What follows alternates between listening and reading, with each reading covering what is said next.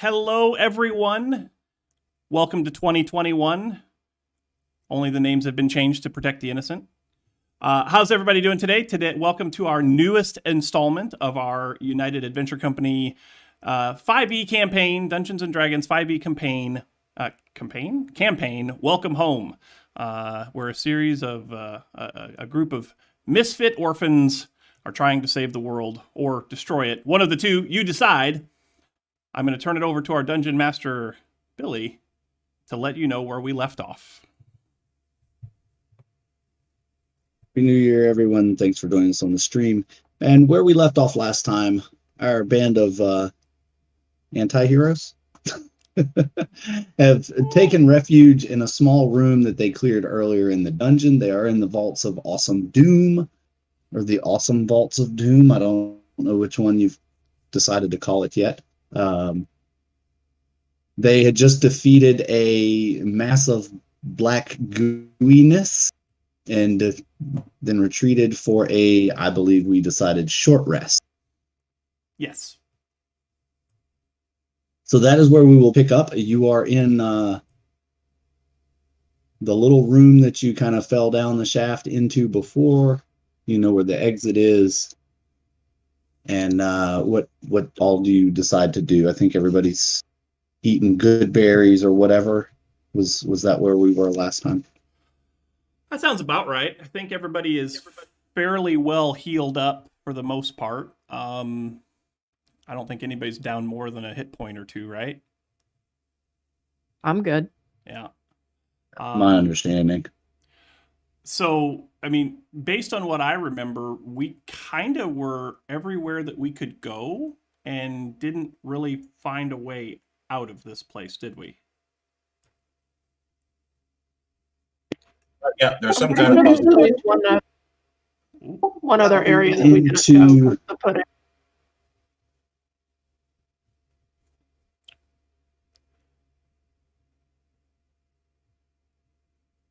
Well, let's go back up north then.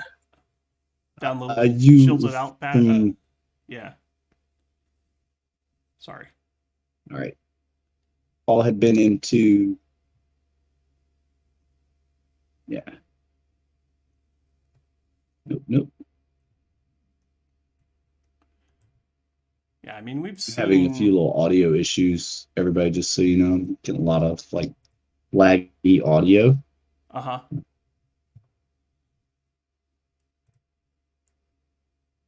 You all have been here before. The room in which you went in at the far end, where the pudding was that you fought. Right. That was a dead end. If there were no other exits out of that room, except the one you came in. So then you came forward into this heptagonal shaped room where there were these specimens. Okay. You investigated those. There were 4 exits out of that room. Everyone roll perception. Okay. No, that was not supposed to do that. That was supposed to be a select, not a review. I was about to say. But that's Nat okay. 20.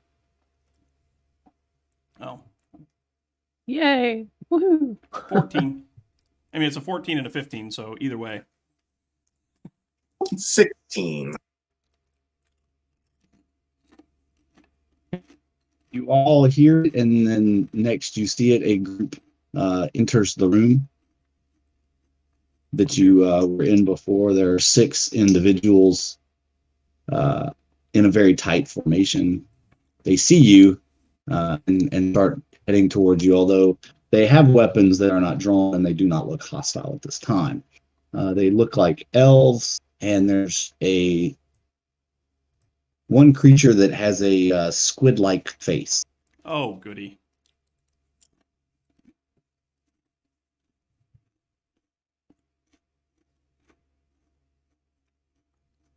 The squid-like creature begins talking to you, although you don't really hear words in your ears.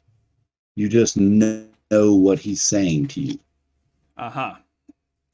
And for the most part, sounds like he's introducing himself. He says, "Hello, my name is Junior.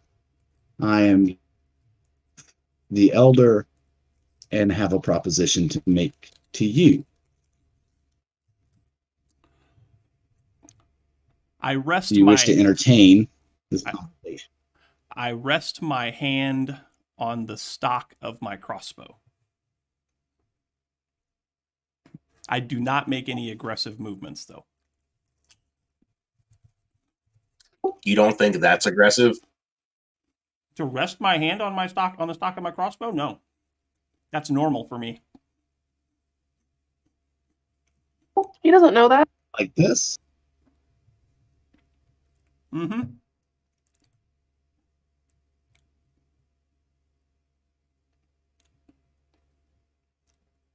All right. All the other 5 elf-looking creatures, they all kind of tighten their grip on their hilts of their swords. You see, they are definitely ready for anything that could happen. They're not going to be taken by surprise by anything. Mm-hmm. He says you have 2 options. You can die, or you can hear me out.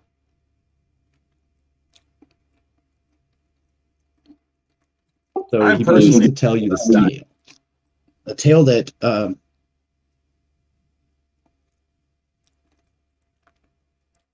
yeah, I'm sorry, y'all. I'm lagging super bad. He begins to tell you this tale, and it is a tale of a war you once heard of. Many, many, many hundreds of years ago, there was the Great War of the Illithid, between the Githyanki and the Mind Flayers, and the Githyanki destroy the final ship, and trapping one of the bands of Mind Flayers here in this realm, where they could not return to their home plane. Now, having been trapped here for thousands of years and cut off, this is the only Mind Flayer in the realm. Okay. This particular individual is one of the lower ranking, kind of middle management guys, Middle they have, over the thousands of years, they have been able to grow quite the region underground, and they have stayed alive mainly by feasting on the adventurers that come here to try to kill them. See something different in you. Most of the ones that come do so with the intent to destroy everything in their path, whereas you seem to be more exploratory, and you all feel the sense that he's really fond of what you've done so far. Even though you have slain many of the creatures that live here, it was only because they attacked you. It was self-defense, and he's feeding into that. And he tells you that if you would like to live, then bring a ship that can take them to their home plane, and they will forever rid this place.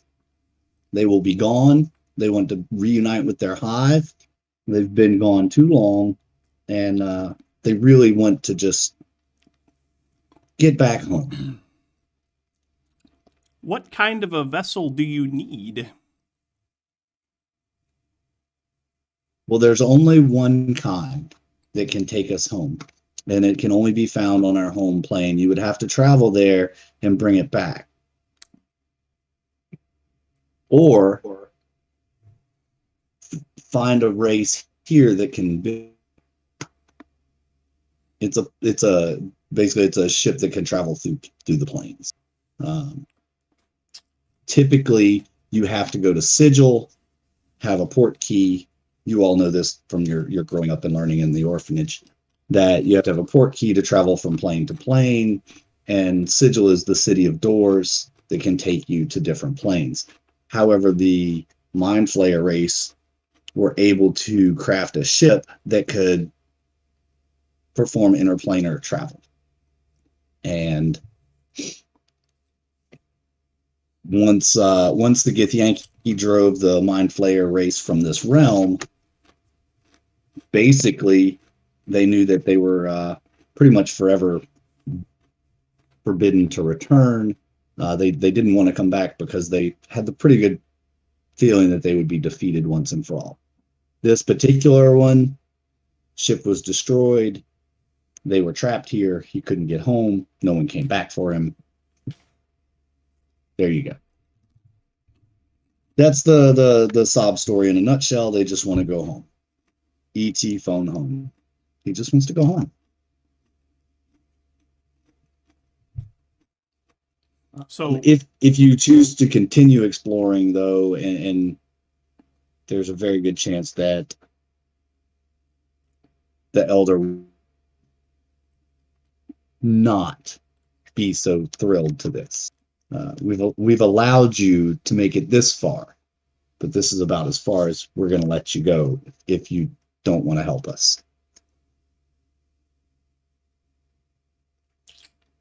So you can leave and live, you can stay and die, or you can side and help us.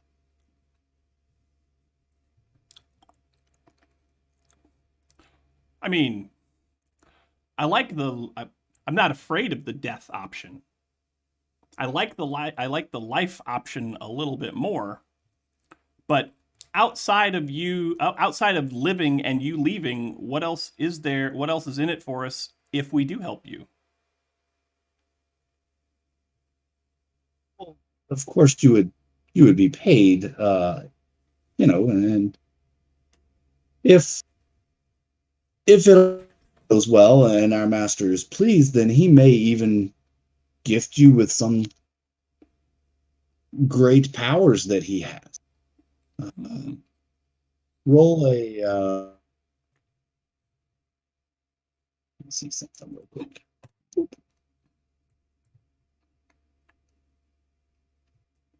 believe it's wisdom. I just want to make sure. Just a straight wisdom roll or a saving throw? Be a wisdom saving roll. throw. Saving throw? Yeah. All of us. Nope. Rick is currently engaged in the conversations, so let's have Rick do it. He's the one negotiating. That wasn't very good, Rick. No, that's not very good. I'm not negotiating. I'm just talking. I'm just asking questions, not negotiating anything. You know, Can I do an insight to everything's see a negotiation with the mind.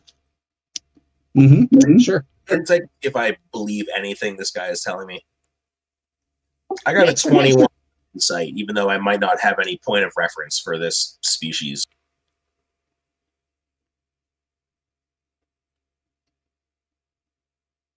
You got a 21, you said? Mm-hmm. Correcto. Yeah. You get the strong sense that he's on the up and up, that he actually, you feel that if he wanted you dead, you'd be dead right now. You can tell just by looking at their posture, the type of warriors that are there.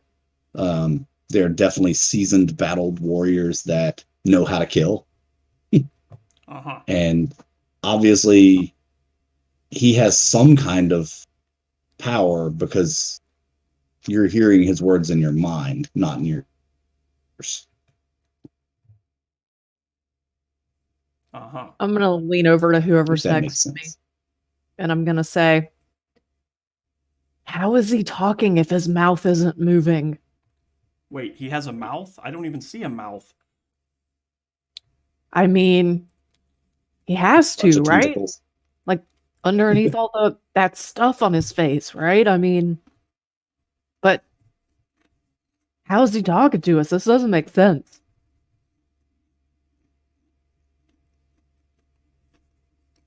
Am I smart enough to figure out what's going on here as far as this is some kind of telepathy or whatever.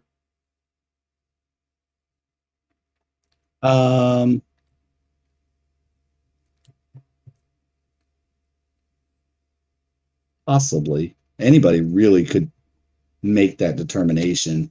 If you want to roll, anybody can do this too from your like a knowledge arcane. If you have an arcane knowledge check, you can make. Nope. You'd be able to decipher it. 22. Yeah.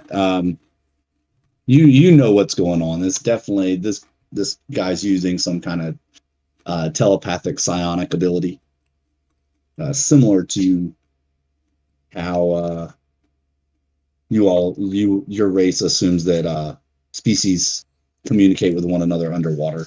Kind of the same little like telepathy or psionic ability.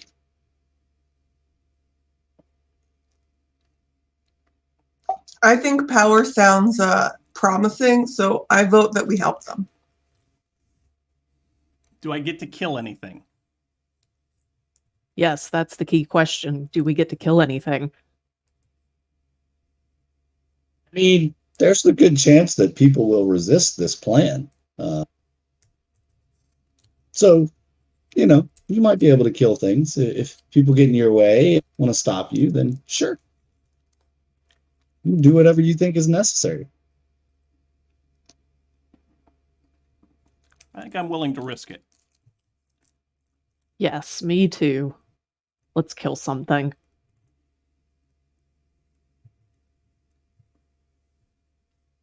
Wonderful. But what would Mother Sushin say if we were helping mind flayers? Well, I mean, they were lying to us about a lot of things, so, Brother Tom would say that you need to make friends with the most powerful people you could find. The best way to get a battle advantage. See? It's a flawless plan. Let's do it.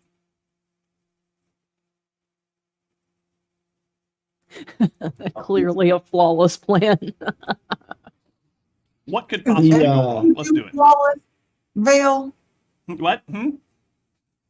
Is anything you do flawless? Yes, everything.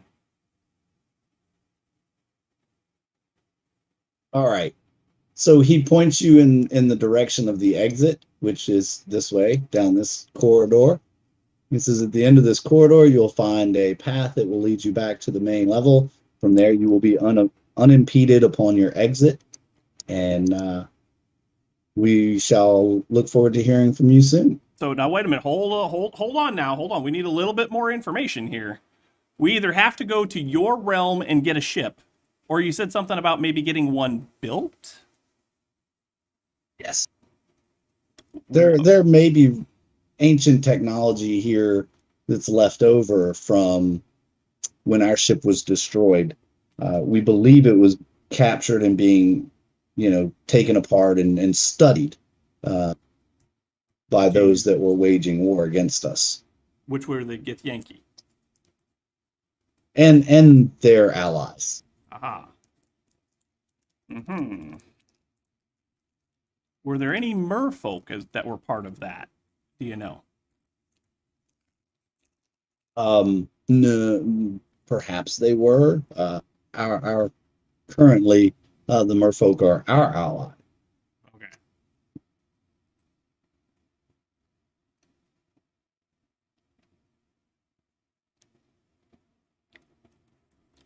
I think the best option is to try and find pieces here, because if we go to that other realm, I got no clue how we're going to get back. If there were an easy way to get to that other realm, then why didn't they just go themselves? Brada, for you, that's pretty smart. I just kind of look at you. I mean that in all niceness and in no way derogatory, if you know what derogatory means. The look starts to turn into a blank stare. That's what I thought.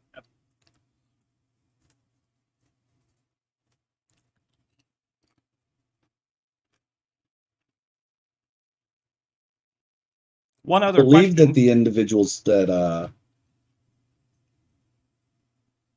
Go ahead. yes, Where I was would gonna say we go we ahead? believe that the individuals that are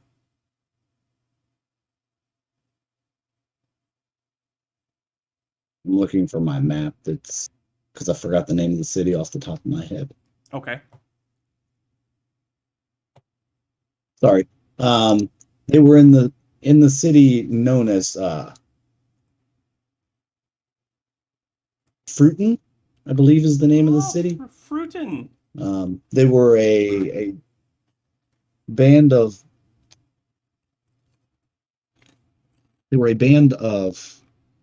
wizards and warriors that wanted to see us done away with, I suppose you could say. Mm-hmm. Weren't we supposed to go to Fruiton for something anyway? I thought that was I the believe you city were. of the like good people that we're not supposed to go to.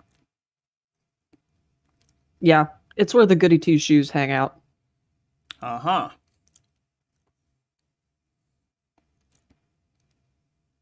Uh-huh. Well, looks like we get to go there after all.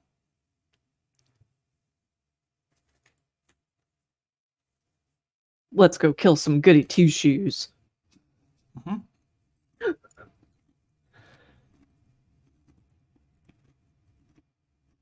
All right. So he lightens up the way for you Okay. down the corridor. And he says, everything you need to know will become clear to you very soon. And you kind of feel strange, and then suddenly you know everything that you're looking for. All of you have all the information that you need. He's basically used a psionic attack, but not in a harmful way, but just to send you the information. That the diagram of the ship, the components, all that stuff. Mm-hmm.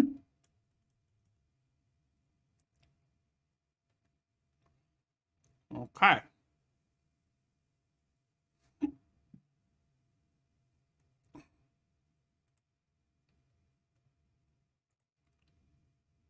But he does leave you with the warning that should you try to come back here without, the location of the ship, that it may not go so smoothly for you.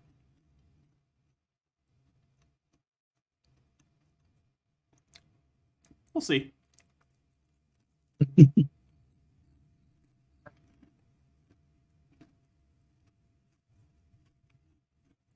You're gonna follow the way down the path and back out. Is that your plan? I guess.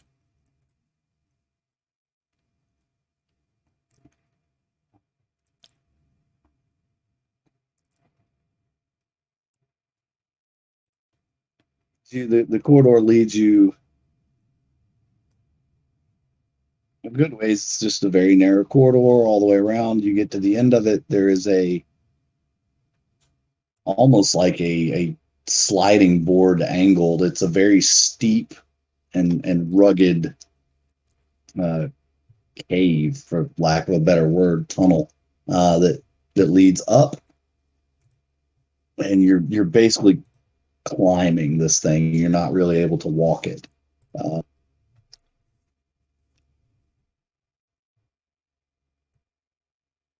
It puts you out in a room that you are very familiar with. Well, not very familiar with, but Somewhat familiar with. you recognize, we'll put it that way.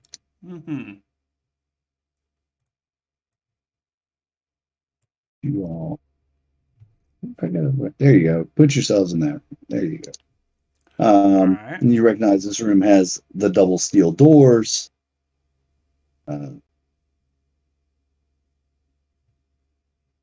That you've been here before, and you basically know your way out from here. Yes.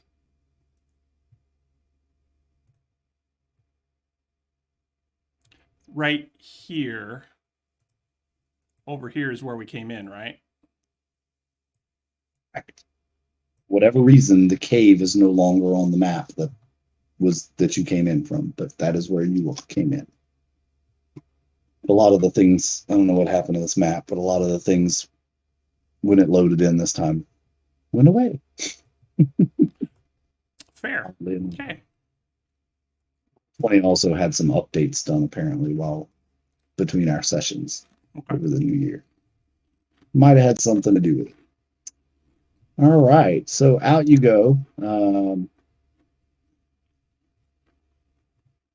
to the cave entrance.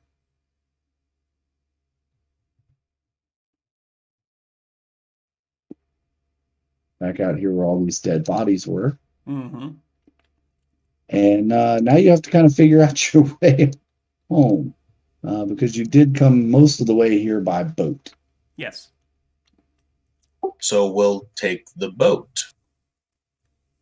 That's you got dropped off, remember? You were basically told, tuck and roll, sucker.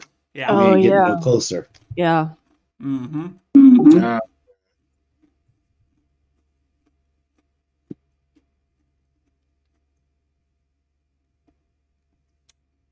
You know the way back to the river because you do know the way back to the river from here.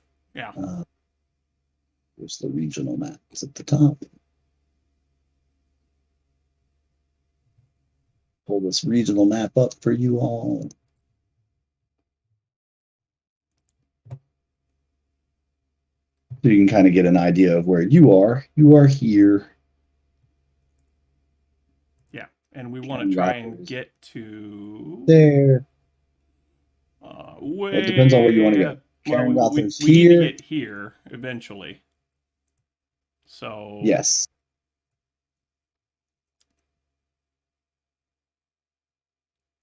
Now, when we left town, that's kind of where we told everybody we were going anyway, right?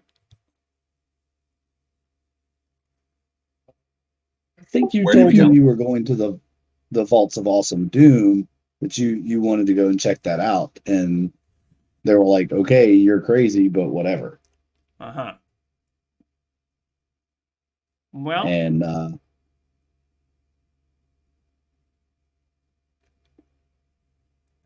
from where we are, how many days journey would it be to get back to Karengother? 3. 3?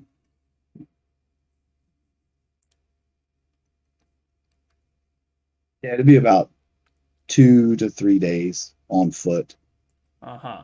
It was a day and a half by boat. If you wanted to hit the river and see if you got lucky enough to, hitchhike a boat ride back.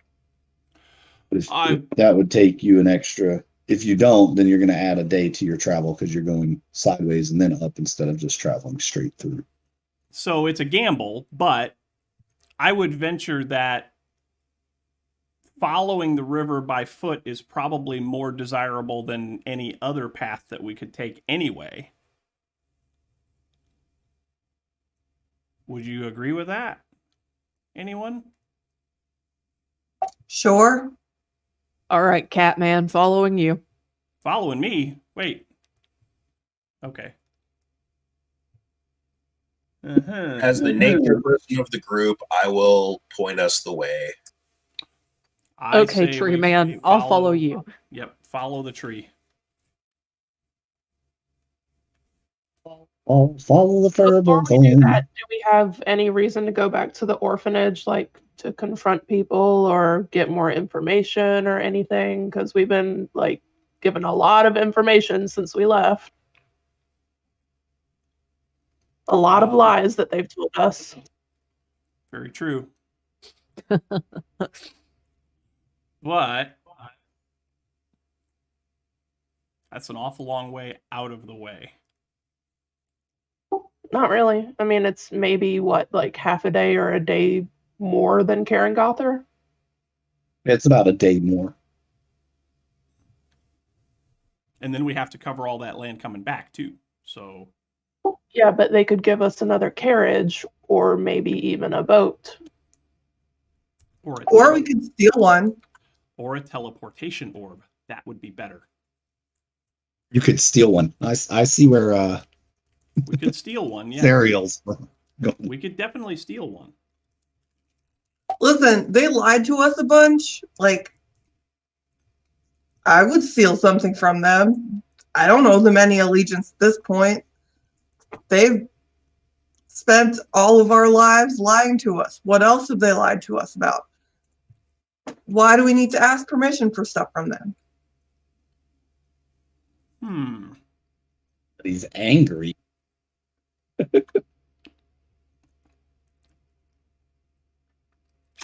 Mm-hmm. So orphanage or carry-on?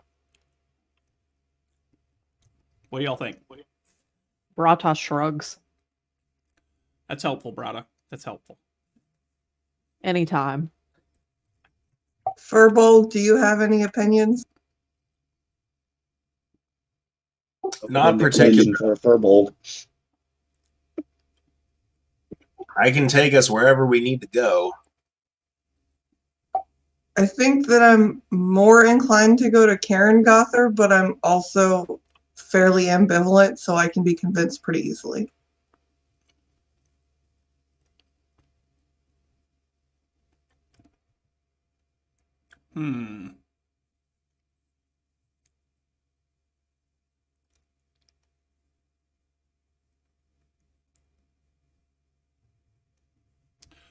Well,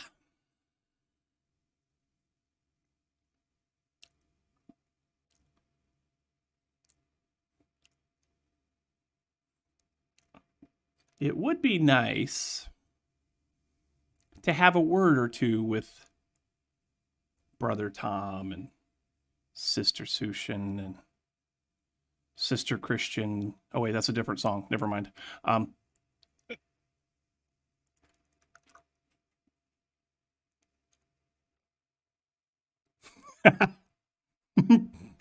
Yes, we do, Diamond. Yes, we do. I say we go back to the orphanage. Yes, it's out of the way, but let's go to the orphanage. Okay.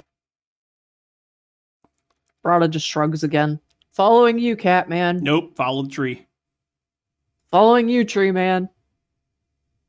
I don't know which way the orphanage is. Okay, well, I will start moving us in the correct direction, I guess. All right. You'll just need to make whatever spidey sense things you need to do to tell the way. Survival. Yeah, that's going to be survival, probably. Yeah, survival. 13. Oof. Yeah, you know it's kind of that way. So you start heading kind of that way. It's pretty open ground. There's some trees, but it's mostly, grasslands, and you're in the low-lying coastal areas once you get out of the immediate area around the vaults. You get about, you get about there before the day starts winding down, and you need to set up a camp. Okay.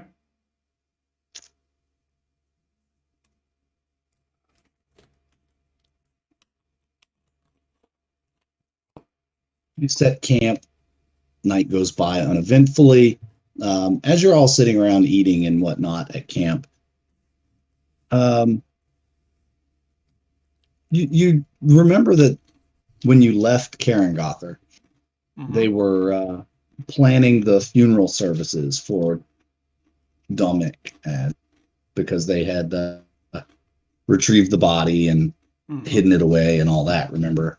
But so they had begun the planning ceremonies for the funeral, and you know that was going to be in 3 to 5 days of when you left. They hadn't set a firm date, but typically they couldn't keep a body fresh for a funeral for more than that amount of time. So you're guessing within the next 3 days they're probably going to have a funeral there. So,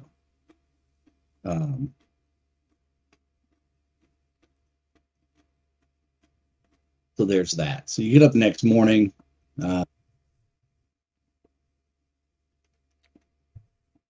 I take it this was a long rest. This was a long Yes. rest, yeah. Yes, you have a long rest here, uninterrupted long rest.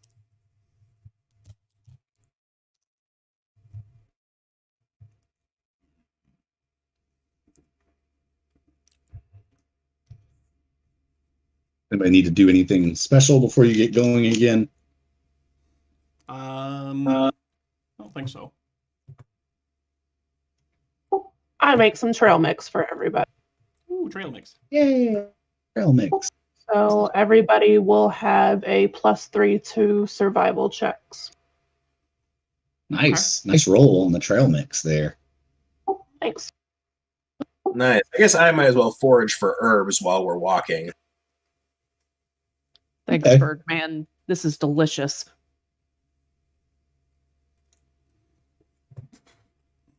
You want to make another survival check there to see if you get going the right way? Sure.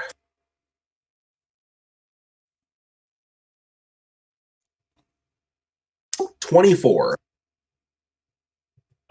Yep. You are now in the area where you're very familiar with the terrain. In fact, you come across the road basically that runs along here, and you know that this road goes to Karangother, and it also passes close to the orphanage, but not so close that it's constantly seen, right? It's basically the trading route that goes along this way. So you find the road and you start, let's see, you were here, 1, 2, I said you were what, here, right? So yeah, the road cuts through like here, here, here, and goes through the forest and down that way. So you can hop on the road eventually and find your way into the forest that surrounds the orphanage. Okay. Well, now I definitely know where I'm going. Mm-hmm. Oh, I So didn't. do we I didn't claim this when we first got going, but so the whispers of the dead, echoes of those who have died, cling to you. Whenever you finish a short or a long rest, you can choose a skill or a tool proficiency. The skill that I'm going to choose for today, for right now, is going to be persuasion, I think.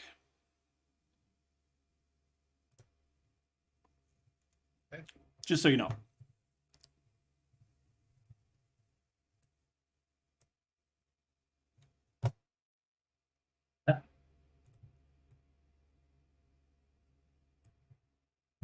All right. So do I get us there unmolested? Yes, you get into the forest surrounding. You could push through and probably make it there. It'll be deep in the dark of night, and you will be nearing a level of exhaustion. Let's just So okay. So you decide to sleep in the forest. Okay. That's fair.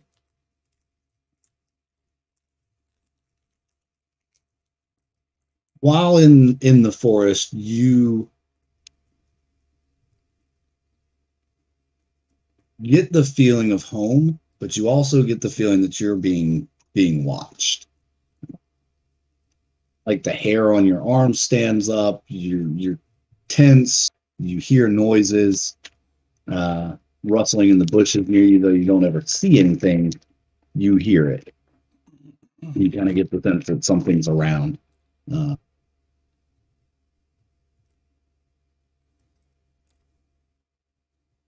Do my cat's keen senses give me any kind of benefit to that kind of thing?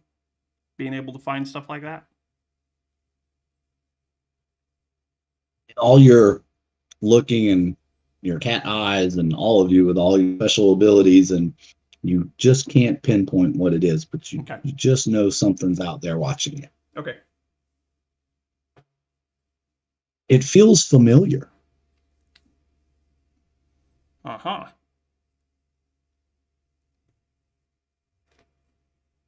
Of course it does.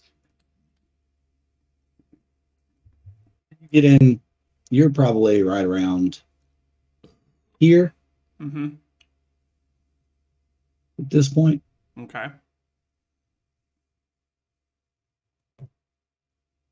You're not attacked or anything, but you all do have that sense. And when you wake up in the morning, if anybody wants to go and investigate in the area, let me know.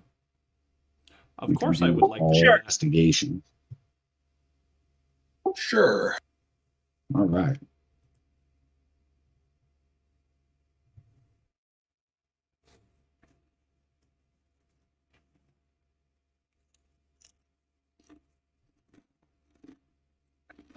Second investigation was actually Mr. Fluffers. Mm. Okay, I was wondering. I was like, why did you roll 2? But that was Mr. Fluffers. Right, sure it was. Uh-huh. That's why it has a -2. Mr. Fluffers is a base of -4. Yeah. All right. So, yep, you're all hunches were all right. There's tracks of several sets of looks like dog tracks, but much larger. Mm-hmm. So almost as if they were just kind of checking you out, seeing who you were, and there's a big perimeter of around your whole camp where they're all tracked and the bushes are kind of knocked down. Okay. All right.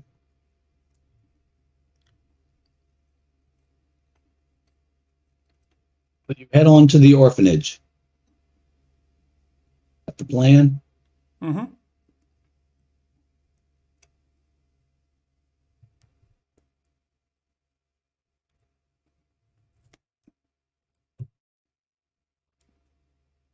Get to the orphanage, and there's still a little. Let's do this. Take you all off of this map in case something's changed and you need to redrop your tokens. Drop in your tokens down here in the bottom right. Okay.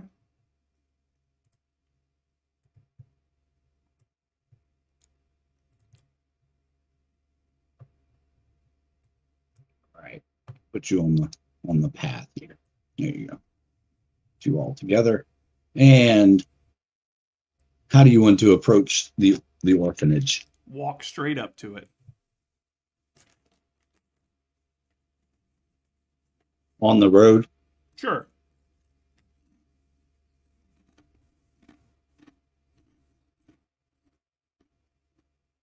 All right.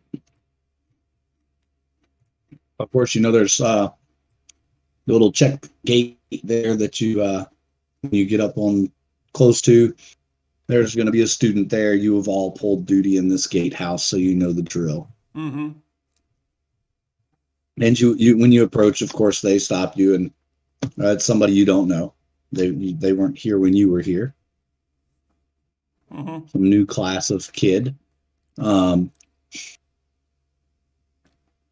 everybody's there. Okay. And they ask you who you are, what's your business, you know.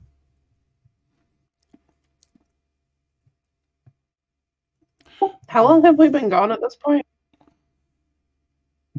Couple of months. Really? I thought it was like 2 weeks. Hmm.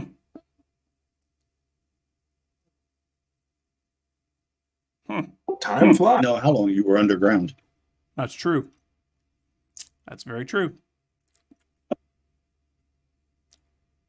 Stop putting these Or like underwater. portal things in places. What are you talking about? Time portals? I don't know what you're talking about. No, you've been gone from the orphanage. Let's see. 1, 2. You got to remember, a week is only 5 days in this world. Okay. So, like our normal week of 7 days, you've been gone a few of those. So probably about a month from the orphanage. Okay, that's reasonable. About 20 days. So to the poor lowly schmuck that's working in the guard tower, I introduce myself as Vale of Shadows, longtime resident here. You should know me by now. We're here to see Brother Tom, Sister Sushan, all of those folks. Right, you're Vale. Yeah, we heard about you. Everybody thought you guys were dead. Ha! Well, welcome home. Do we look dead, Yeah, shrimp? Yeah, this kid is definitely a little one, and you must be Brata, the great warrior. You better believe Eyes it. all And if you big. know what's good for you, you're gonna get us Brother Tom. Well, I Stop. think Brother Thomas is out in the stables and on the training grounds. But you're welcome to go on in the house. I just have to log you in here. I'll just write your names down on the log sheet. Don't write Thanks, anything welcome down. home. Don't write anything down. But I have to. It's the rules. Don't write anything down. Don't make us smack you, boy.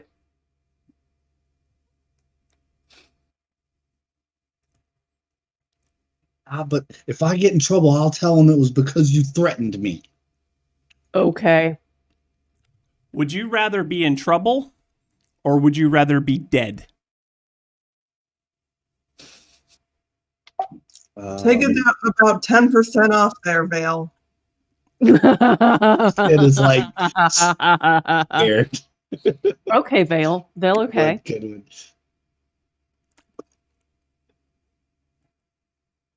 Somebody's had a rough day. Like, fine, I won't write you down, but just fine, whatever. Go in. I'm going to check the book when we leave. Our names better not be in it. Okay, So- okay, I get you. Go. I What kind if of like raised my hand up, backhanded, like I'm threatening to smack him. I got your point. See, look, I'm gonna close the book and put it down. See? Okay. Okay, don't hit me, please, please.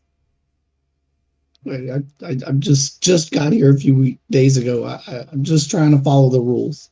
Understood. Most of the rules we helped write, so it's fine. We didn't. And I just kind of scoff and start just walking by the guard post, like, I'm done with this. Let's go. Right about now, I'm wondering if Vale thinks that the orphanage started like the day that he arrived.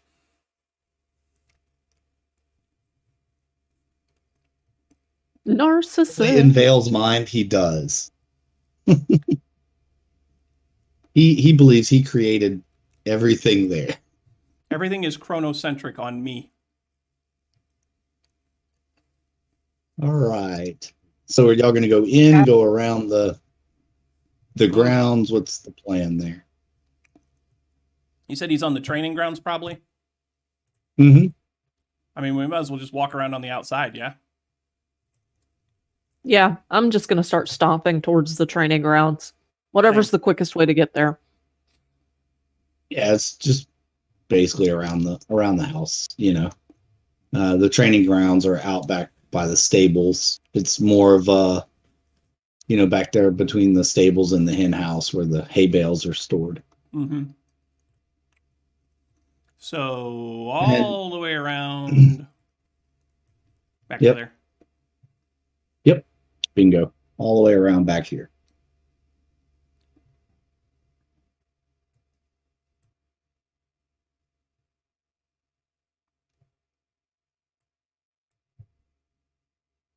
And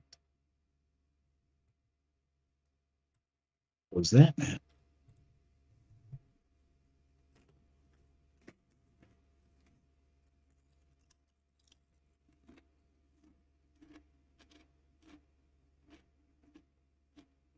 Wow, Brother Tom got big. Uh-huh. And sure enough, he's out there with some random kid with a wooden sword, and he's smacking him and fussing at him and chewing him out for not following proper technique. Has Brother Tom seen us yet? No, his back is to you. I want to take my crossbow and I want to shoot the wooden sword out of the kid's hand. Oh boy. Okay. Roll to hit the wooden sword with disadvantage. Oh, that's mean. Okay. Hey, it's moving around. It's a wooden sword. And it's not a long distance, but Oh, well, 11. you're lucky it's a wooden sword. You pierce the wooden sword and it falls out of the kid's hand, and your crossbow bolt sticks in the dirt, and the kid looks up and basically wets himself. And Brother Tom turns around and sees you all and goes, I should have known. Welcome home, Brata. And I just walk right up and I do Wonderful that to thing see I you do again. where I just like slap him on the back way harder than anybody else normally would. And I go, Brother Tom, it is great to be here. It's great to see you. Well, yes. I see you haven't lost your touch. Yeah, of course not. I walk over Well, I and take it you all go ahead. I walk over and I pick up the sword and I pick up my crossbow bolt. I swat the kid across the back of the ass and I hand him his sword back and I say, you got to pay better attention to your surroundings, kid. And I kind of lean over to Brother Tom and I go, kind of nod is that as an one agreement. is that one ever going to make any sort of a worthwhile warrior? If we set the bar to your abilities, no one will ever come close. He says, one day, maybe he'll be able to do something. I take it you all have some information or you wouldn't have come back? It must be important to not send a letter. We received your painting we were in the that you neighborhood. shipped to us, and that really, oh, very nice. Well, it's so great of you to stop by. We should assemble the council and meet. That's I know a great Mother idea. Sushin is here, and we can all go meet in the house and chat about what's going on. That's a great idea. See what information you have.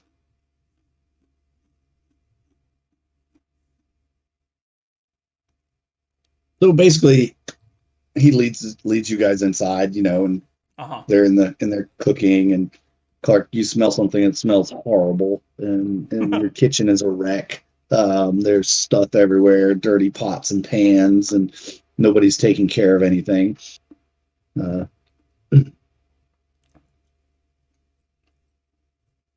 Dang. I would like to go back there and yell at whoever took over after I left.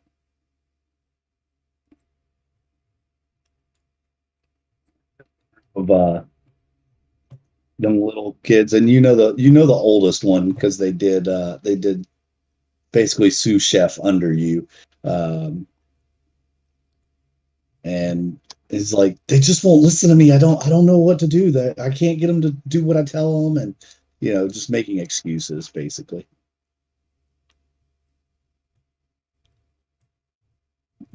What's the problem?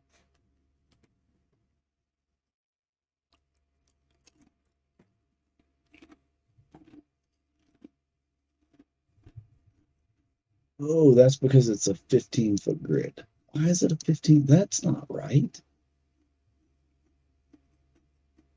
Just Whatever. I'm telling you. Yeah, we'll just roll with it, gang. Mm-hmm. It's roll 20. Just That's right. roll with it. That's right. Buy a dog in the living room.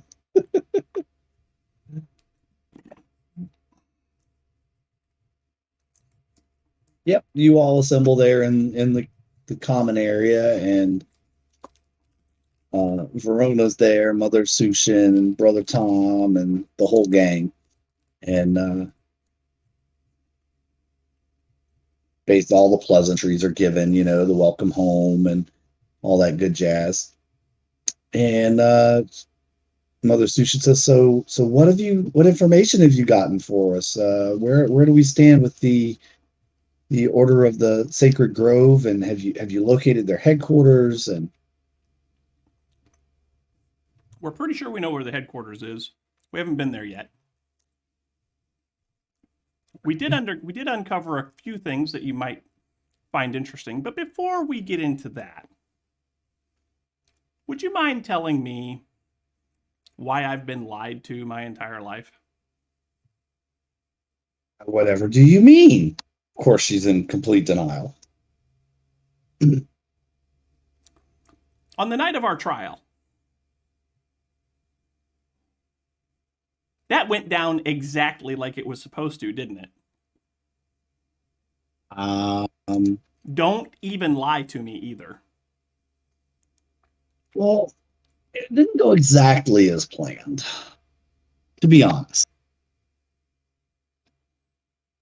Some things didn't happen that were supposed to happen, and some things happened that weren't supposed to happen. Were we supposed to get attacked by lichens? Well, I guess it was inevitable. You would eventually learn that all of us share that everyone that comes through the orphanage is a lichen, and we had experimented once before with telling the students what was involved in the trials, and that didn't turn out so great. They left, and we were afraid. Oh, you mean Josh? Yeah, your old roommate. Mm-hmm. Yeah, we know where he's at too. Well, we don't know where he's really? at now. We don't know where he's at now because he got spooked and ran.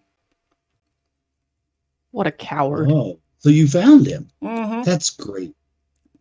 So why is he always running? What a coward. we were afraid by telling everyone, once he ran, that they wouldn't go through with it. And see, the numbers of lichen have to remain on the growth because we're hunted, and in order to maintain our advantage over the forces that want to see us eradicated, then we have to maintain our numbers. And unfortunately, sometimes we just can't tell everybody what's going to happen. We hope you understand. I don't. You see, there's this thing called consent. Oh, Additionally, the fact that you're willing to withhold information in order to get your means met. Now I'm starting to wonder if you didn't orchestrate our parents dying. That's a bold statement. And is it wrong? One that I'm well, of course it's wrong. We would never do that. We don't kill why would we kill if all we have to do is turn people? We would just turn them. We wouldn't kill and then take in. No, that just doesn't make sense. I don't know where you're getting this. Did Josh tell you guys this? That child's a menace.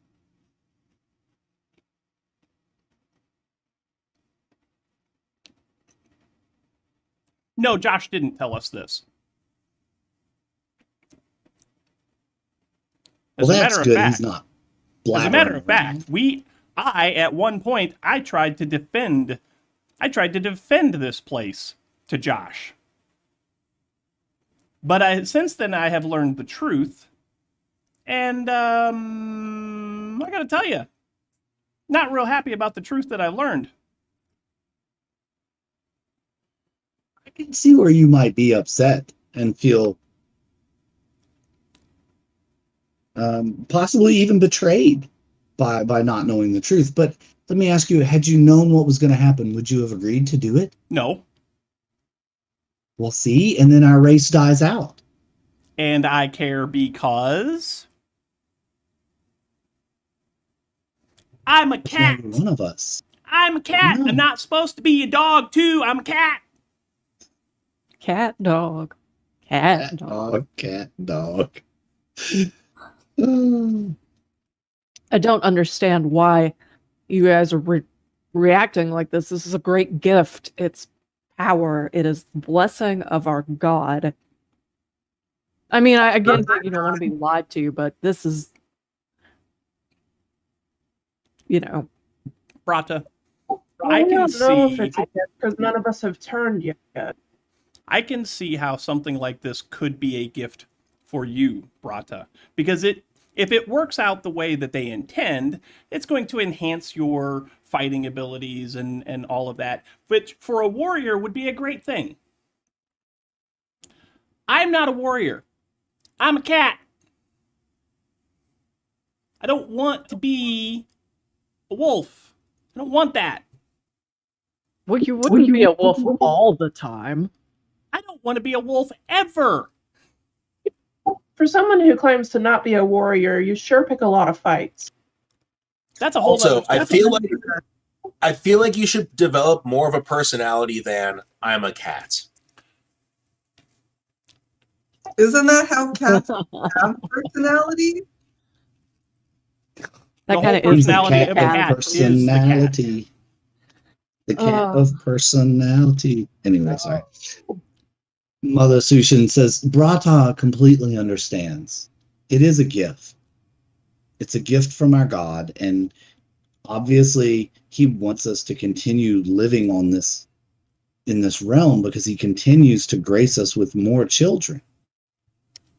And it's only through him that we are able to continue to carry out our traditions and grow our race to be at least competitive in the world, if not one day even perhaps superior.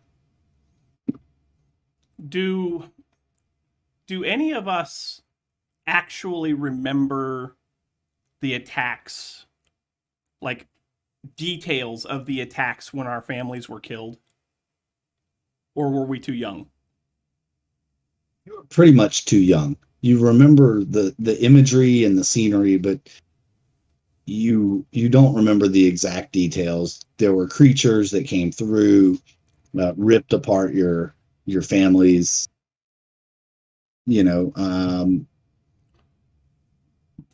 through your recent discoveries. You want to believe that, in the story that you're telling yourself, is that they were werewolves that came through. Okay. They were some kind of hairy beast, but you were young at the time. And Okay. Do we know about the Fleshmen? no, you were never told about the Fleshmen at the orphanage. Gotcha.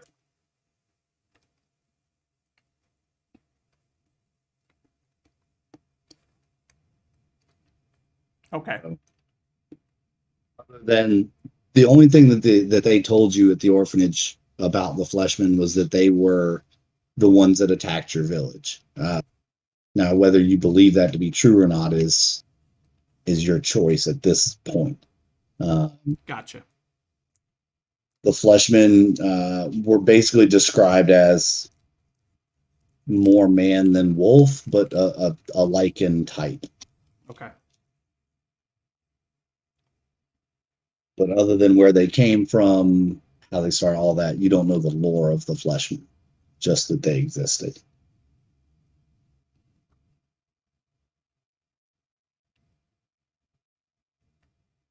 So I hope that you understand and that you can forgive us for deceiving you, but it truly is a gift, and you should be blessed. And when the powers develop within you and you start to change, you will see it for what it is.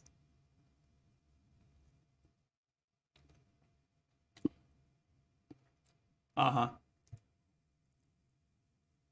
I take it none of you have had the transformation occur yet. Gonna say no?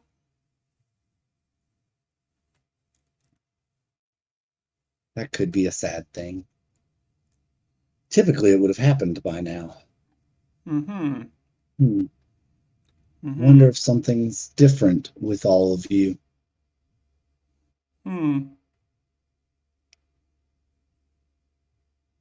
Perhaps. Perhaps. Well, when it does happen, please be sure to let us know. You'll be the first one that I show.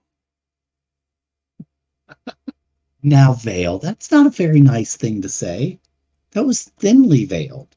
All I said was that I would show you.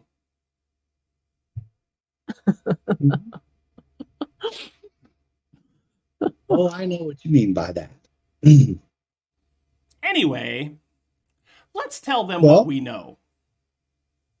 Yeah. You tell them what you know about everything, huh? Sure. Even the mind What do flayer. you know? Even the mind Even flayer. the mind flayer. Sure. Tell them So everything. what? Everything. Okay. Unless the rest of my compatriots would like to keep any of that information back, we'll discuss this amongst ourselves for a brief second. Father Sushin says, I tell you what, you're welcome to stay the night. I know you've had a long journey, so we'll let you be and process this new information, and then perhaps we'll see you at dinner. That's wonderful. And afterwards, we can discuss where you are in the investigation and where we need to make next steps. Mm-hmm.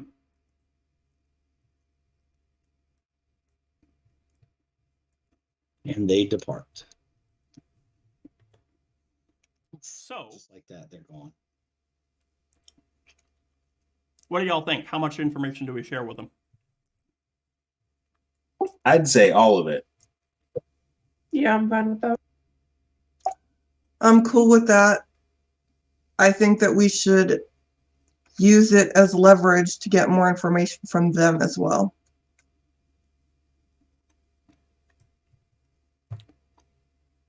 Okay. I see no reason to hide information from our allies. I don't know if I'd use the word allies, but okay. I would. We're all part of the same tribe now. Why wouldn't we be allies? I mean, unless you want to be tribeless. Brata, you and the rest of this group are my tribe. That's all I have. Catman, I feel the same about you. And then I kind of like slap him on the back real hard like I like to do to people. Oh. Cough up a hairball.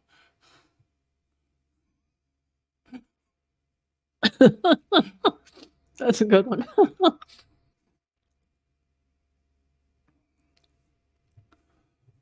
Oh boy. All right.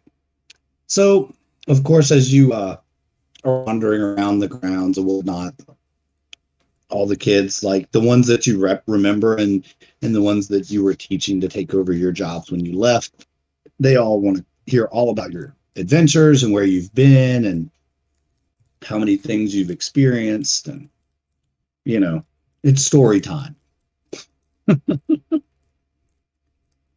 And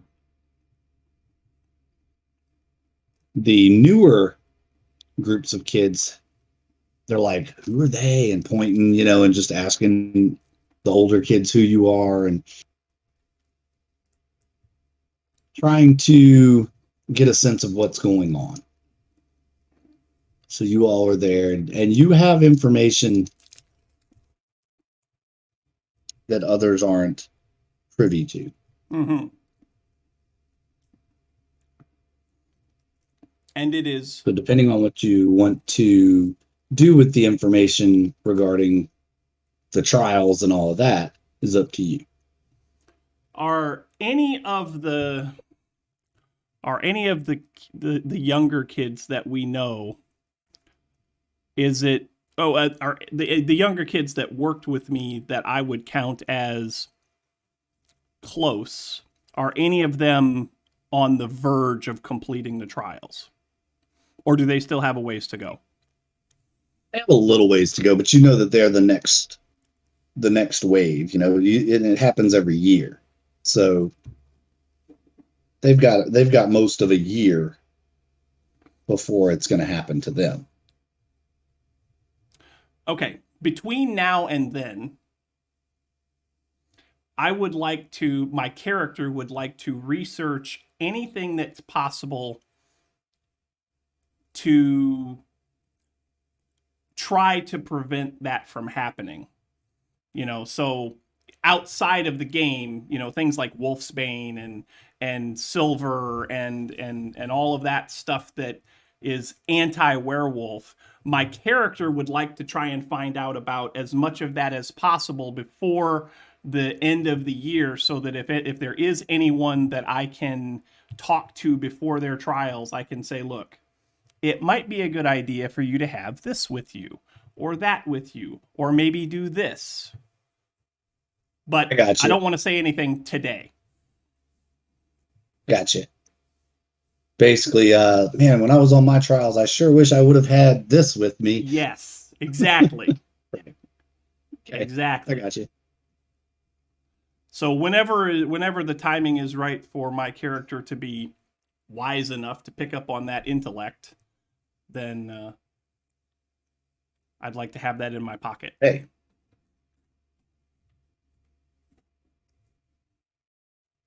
And if it never happens, it never happens.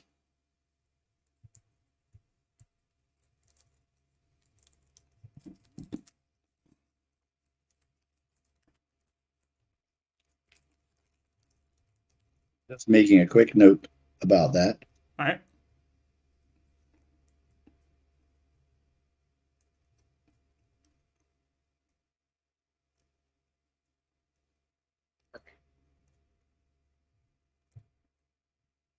You entertain kids with stories and of your exploits and adventures, and do you tell them about the mind flayers and all too? I think I'll keep the mind flayers from the kids. Tell them about the merfolk. Tell them about the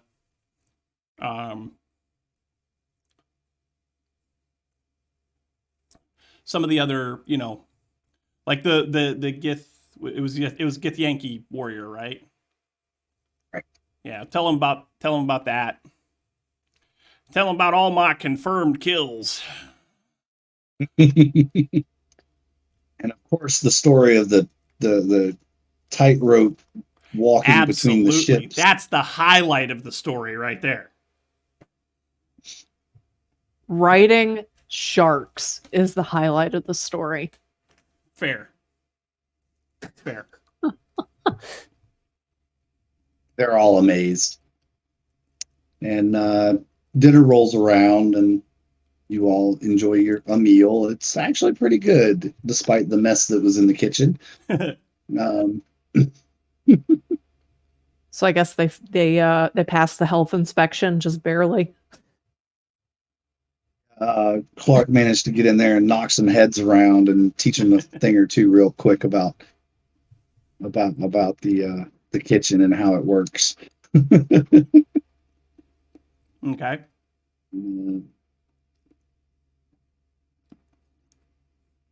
So we enjoy a meal, shoot the breeze, and then it's time to meet with the elders of the orphanage again.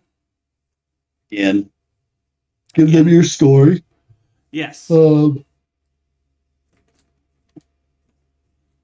we tell them about the journey across to whatever the name of that town was that we had to catch the boat, and our stay in that little city, and our meeting with the captain of the ship, and the general offness of the boat that we were on, and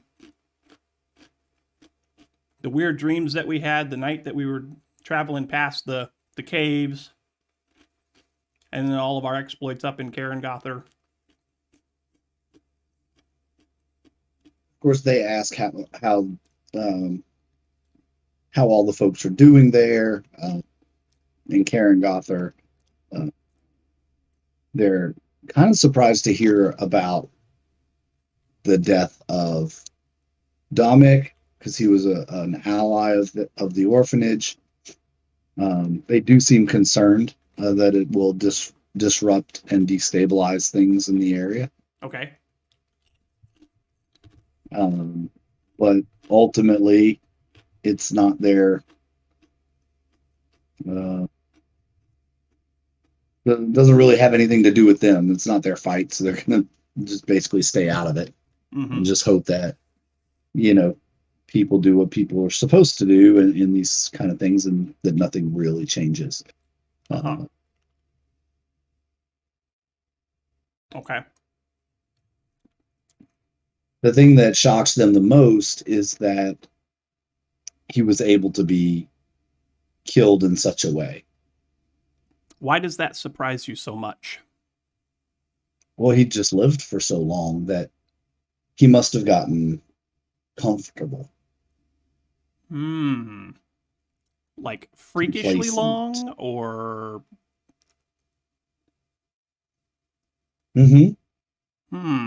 Like he had ruled that city since his father died 400 years ago. I see. How much do you know about the house story? Only what we heard while we were there. And that wasn't very much.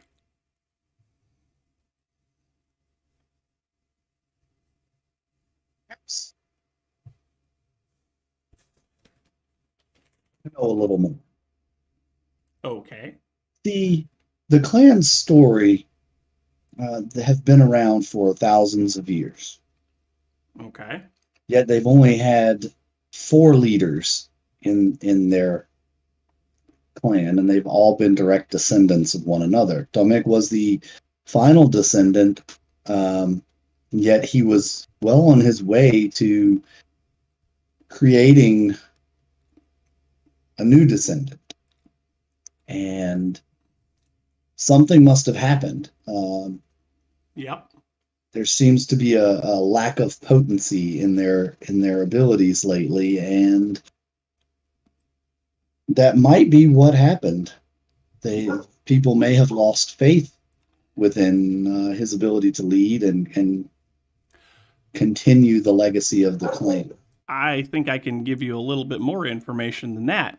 I think that that our good friend and compadre and ex-orphanage compatriot, I think Josh had something to do with it, because he had weaseled his way into the inner circle of that ruling family.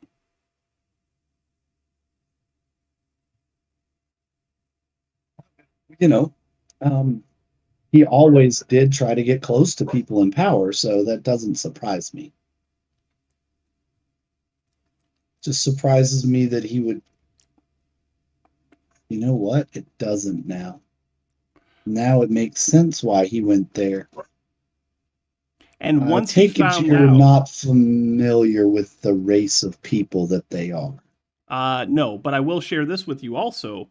Once the heat started getting turned up when Dominic's body was found, Josh disappeared. Interesting. So he just left. He left.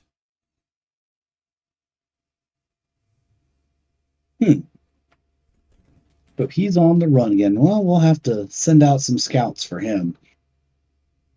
All right. Well, this is all really interesting to learn, and so you know about the location of the sacred grove now, and what plans do you have to eradicate them? They basically just completely changed the subject after Josh, and almost abruptly, like they didn't want to talk anymore about what was going on with Von Stories or Josh. That okay, we'll send some folks out, keep an eye out for Josh, and then okay, next point of order is the sacred grove. Mm-hmm. So, what's your plan for the sacred grove? Kill them.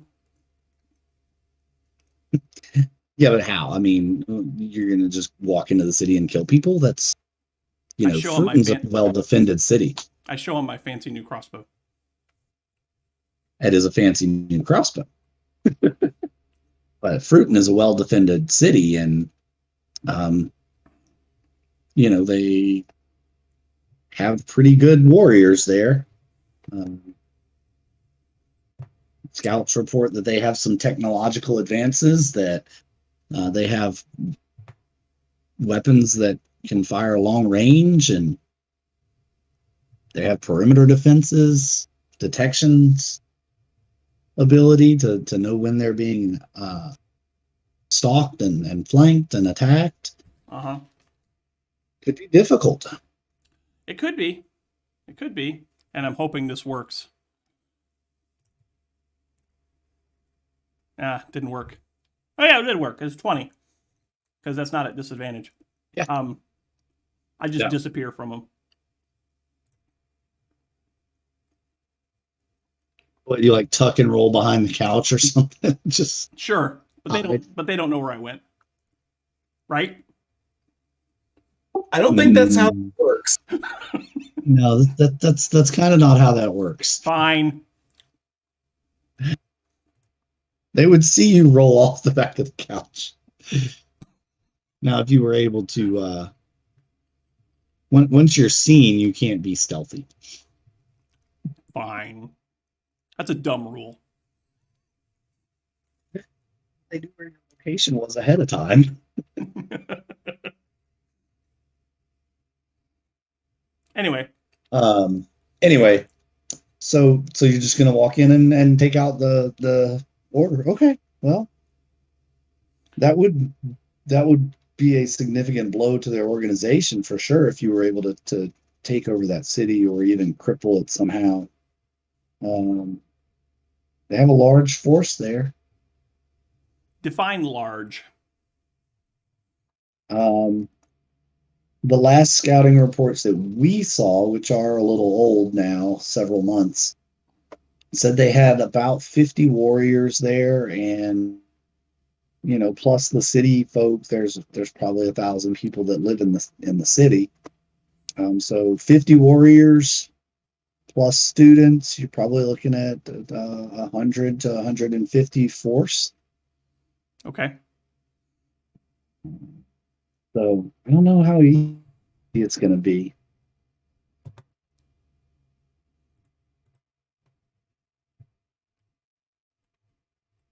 Okay. But, you have the greatest warrior in the world with you. So. We do? Brother Tom's like, yeah, she can kill them all. Bronto's the best. Oh, you mean Brada. Okay. And she just kind of puffs her chest up and stands up real tall. You do have some advantages going for you. Your races give you abilities that they probably won't have. Okay. You have one with the power of flight. You have one that's a camouflage expert. You have yourself that's very sneaky. You have one that can control beasts in the water. So you have.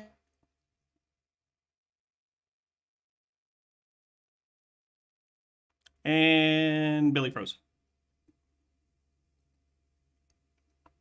Oh no. Oh no. How did I just lose network?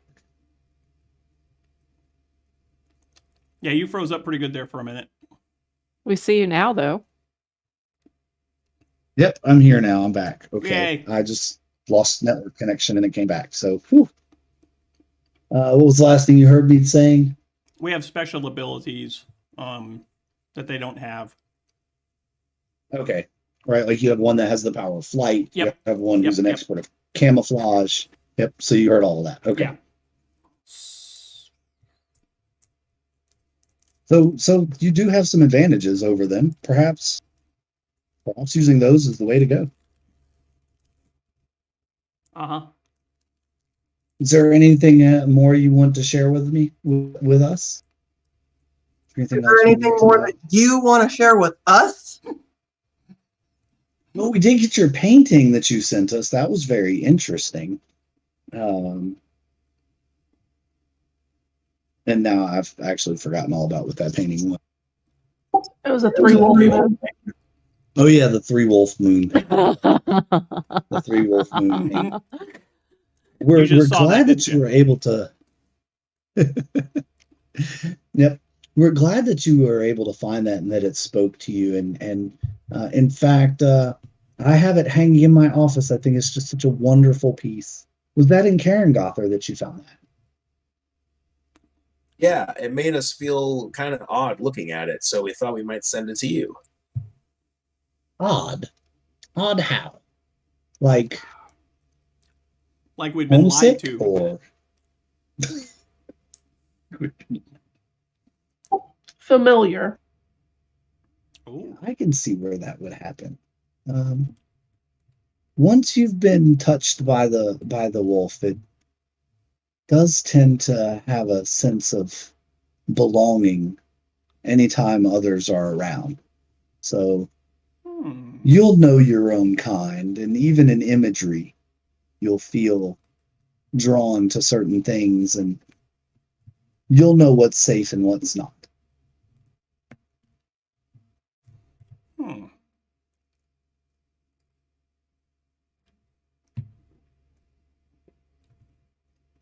Interesting. So if you have nothing more, and we don't really have anything else, we've shared with you all the intel we have on Fruiton, if that is where indeed you plan on taking on the Sacred Grove.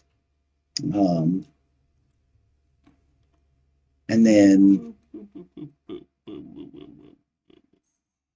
I don't know what more we could do for you other than wish you a safe journey and just keep the lines of communication open with us. Did you find anything out that you think we need to know? Mm-hmm. And again, we're sorry about the whole hiding things from you, but one day when you're older, you'll understand.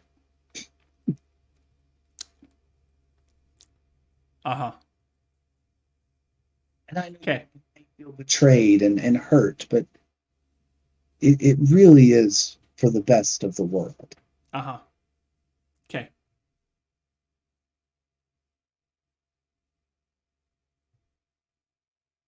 And Mother Sushin, she gets up, well, today's been very eventful and I'm very tired, so I must turn in.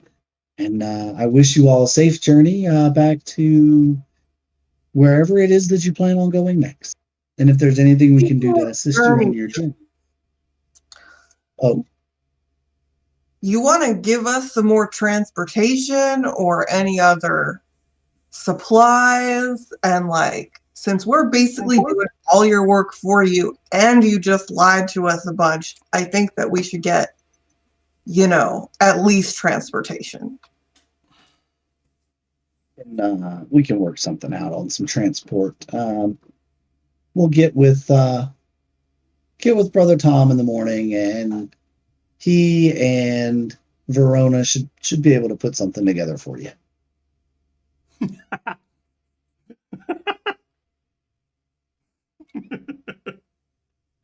What I miss? You don't happen to have a cross-dimensional ship, do you? Yeah, I'm sure that we at some point I'm sure that we shared that with them as well. That we need to try and piece together something for this mind flayer. Yeah. Okay. Because how in that conversation, as far as the mind flayers go, Mother Sushin has a concerned look and says, you should be very careful in dealing with mind flayers, because their intentions can sometimes appear different than they truly are. Even to the strongest will, they can hide their true intentions. Mm-hmm. So just be careful.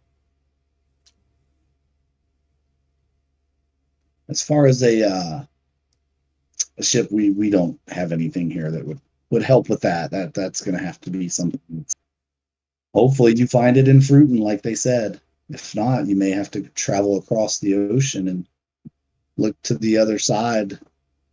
That's a lot of the good forces retreated to that side before the cataclysm, as you know, and they may no longer be in Fruiton. Did they have any insight as to why the landmass might be rising up again?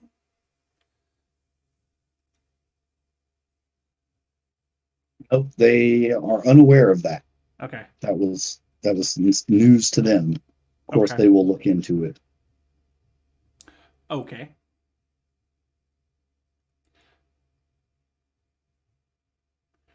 All right. Anybody else?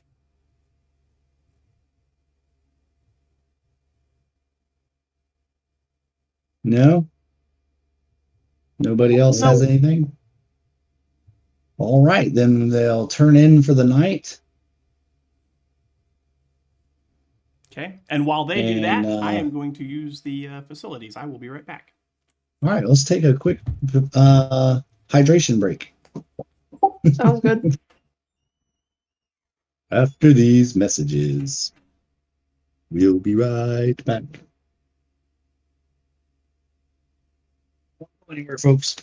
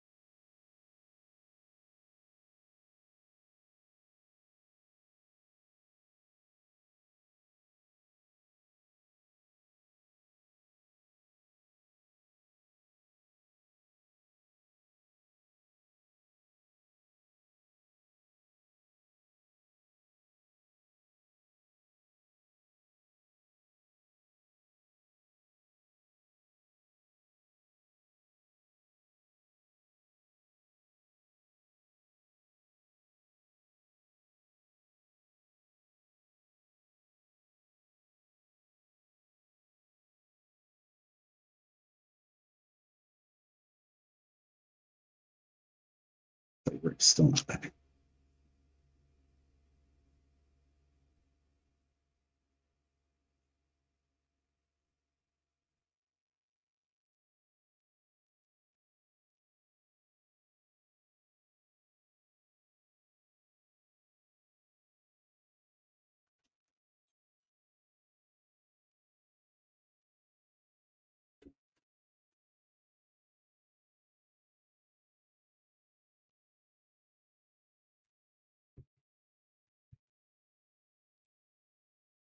I have returned.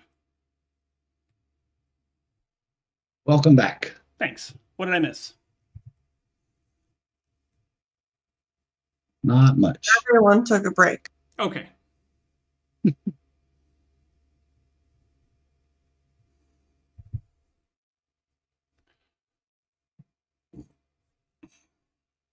You all sleep soundly if you wish. Explore the orphanage, whatever. See what's changed. Not much because it hasn't been long. The next day, you get up and you meet Brother Tom out back along with Verona, and they hand you a device. They hand us a device. What device do they hand us? It is a magical device. It is a orb of teleportation. What? It will allow you to teleport once per day to any location that you have already been to. Oh. Fancy. With up to 6 individuals. Fancy. You have to within this plane. Yeah. Will allow you to teleport to one location where you have already physically been.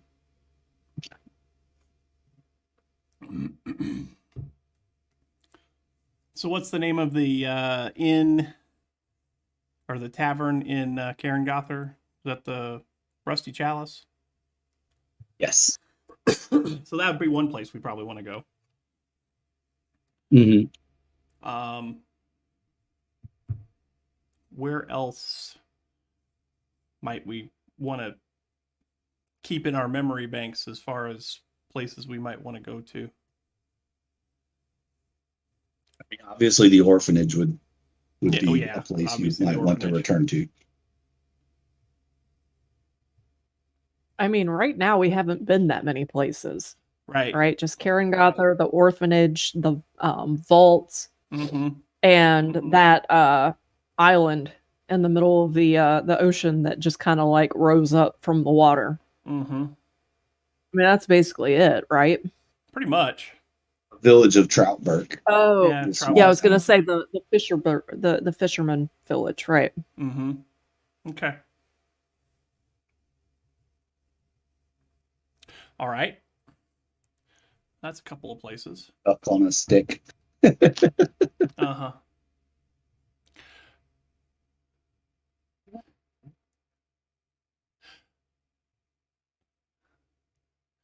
All right. Nobody wants. Hang on just a second. I got to take care of Doggo. Okay.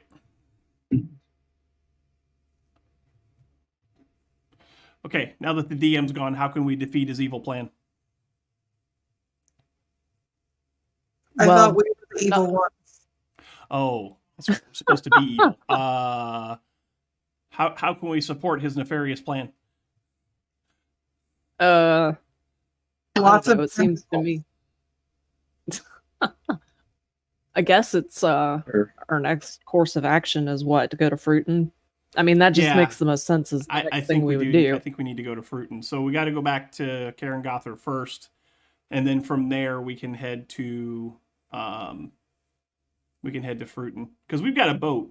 We've got a boat in Carangother, right? Or do we not have a boat in Carangother? We don't have a boat in Carangother, do we? We have people who will let us sail on their boat. Yes, we have access to travel in Carangother. Okay. Okie dokie.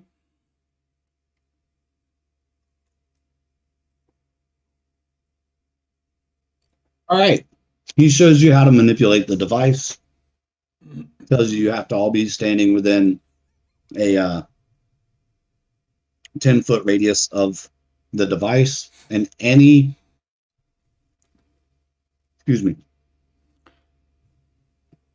up to 6 living creatures within that 10-foot radius will be transported to the destination. So can we make sure that the dog is outside of the circle? No. Oh. Can we make sure the cat's outside of the circle? Nope. I'm part of the party. You won't survive without me. teleport a cow with us. No, there's actually 5 of us because we got a dog with us too. The dog makes 6. Mr. Fluffer. Yep. Yeah, 5. Yeah, so it's 5 of us plus dog makes 6. Mr. Fluffers. Mm-hmm. Mr. Fluffers. Mr. Where are we Fluffers. being transported to? I guess we're going to go back to Karengother. Because we have to go someplace that we've been. So once we make it to Fruiton, then we can use that as a teleportation destination as well. But we haven't been there yet, so... So do we just have like a limitless teleporter now or something? No. I just Once per day, once right? per day, yeah. Oh, Okay. okay.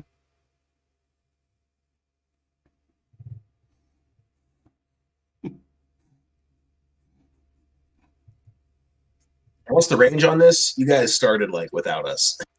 Oh, sorry. Your cameras were off, so we didn't know you weren't back yet. Sorry. Yeah, so essentially we can teleport once per day to any location that we have already been to. Up to 6 beings. Up to 6 beings, yeah. Within a 10-foot radius of the device. Cool. And it doesn't cross dimensions, so it has to be on the same plane.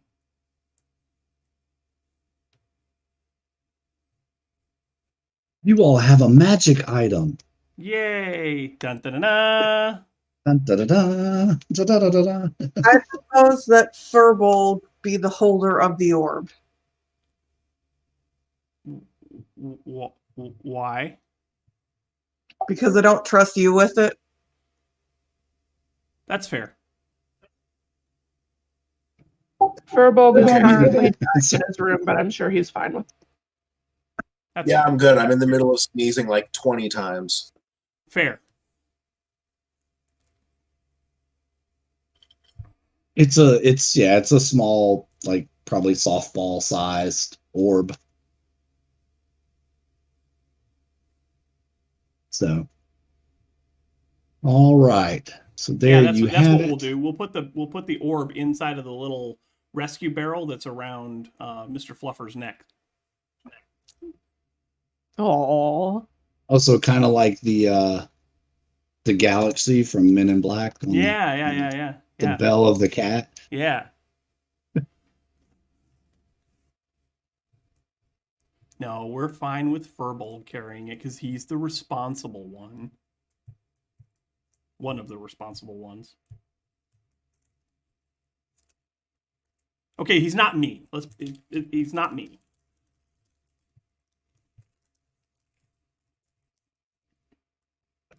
And that's the So, bar. are you going to use the orb to go to The Rusty Chalice, I'm guessing. the Rusty Chalice or Karengother or?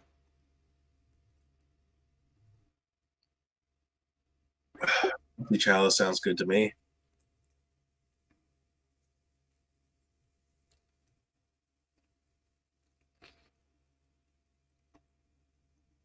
yep. Let's do it.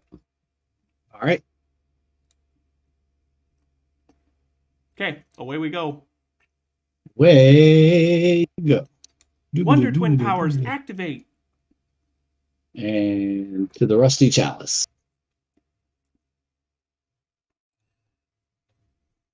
Inside the Rusty Chalice, we find our heroes. Meanwhile, back in Karengother, you find yourselves popped in right outside. You make your way in. Of course, everyone's like, welcome back. Yay, you're here. Just Hail in the conquering time. heroes. All that good jazz. Uh-huh.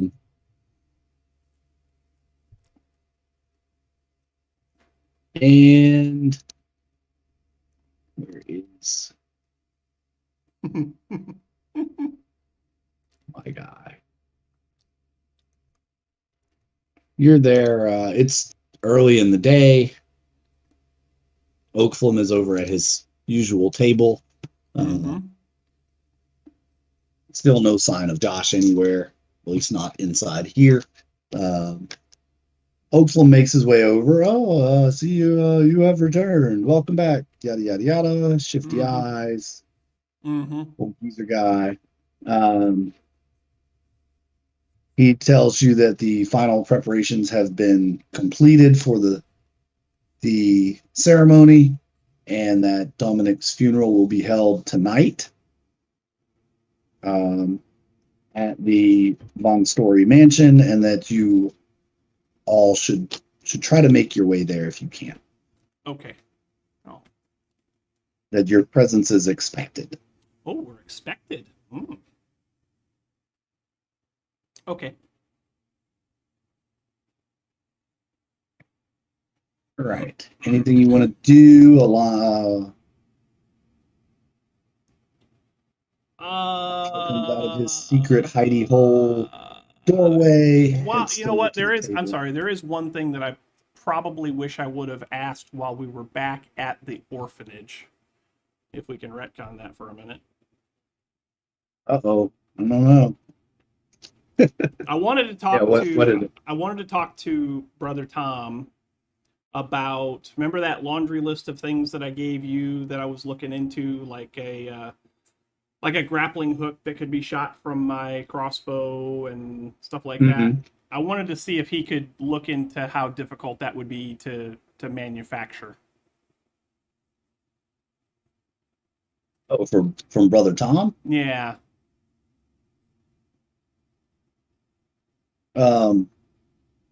He doesn't think it would be hard. Okay. Does he think that would be something that they could do? Probably given the right time and experimentation. Not really a rush on it, just whenever it can become available. And now, especially since we can get back there kind of within a day, anytime we need to, wouldn't be that out of the question to go back and get it at some point.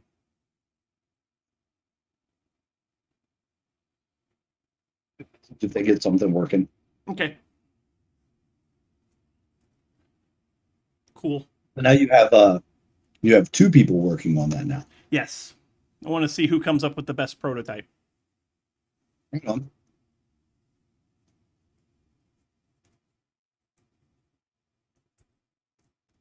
And the chances that Brother Tom's will be closer to free is right up my price range. Sure.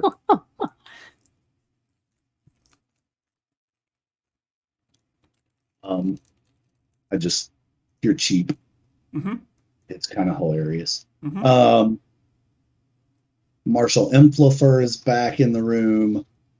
For whatever reason, Swiskimo's on the map twice. What are you all doing the rest of the day?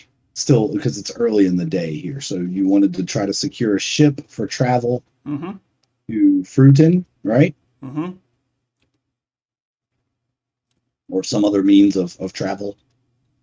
Yeah, so we'll probably talk to Oakflum about that, see if we can get transport up to Fruiton. Okay. Oakflum, of course, directs you to Mr. Marshall Implifer, who is the trades and goods importer, exporter person. Okay. He doesn't really want to know your business in Fruiton, but he doesn't want anything to put his name into it as far as like that would make him look bad. No, right? we're just seeking passage. That's all.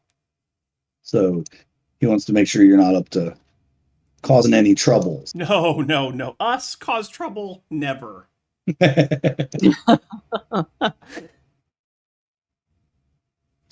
Have they seen Vale? Right? You're a shifty-eyed cat, man. Well, he does need some things from up there anyway, since you all kind of know how to sail.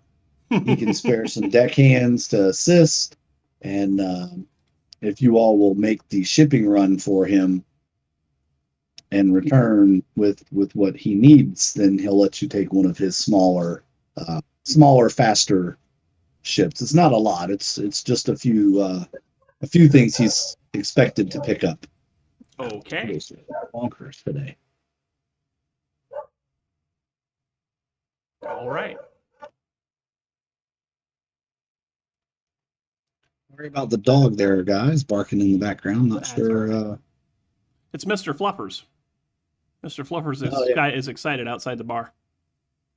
Somebody's walking a dog up the street, and it's driving our dog crazy.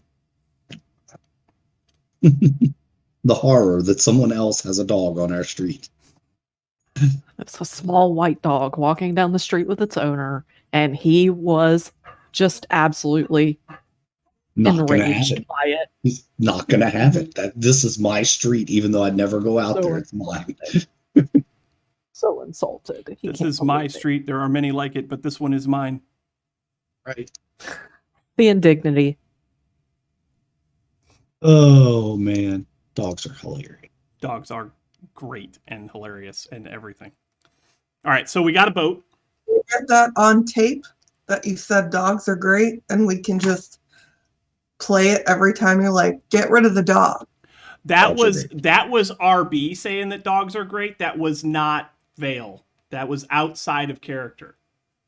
I love dogs.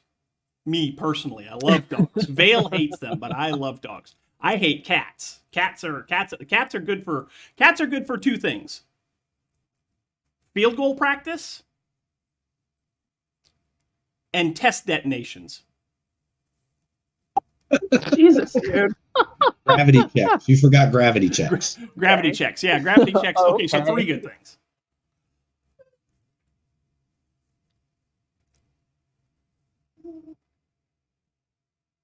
Well, What else are you all doing today?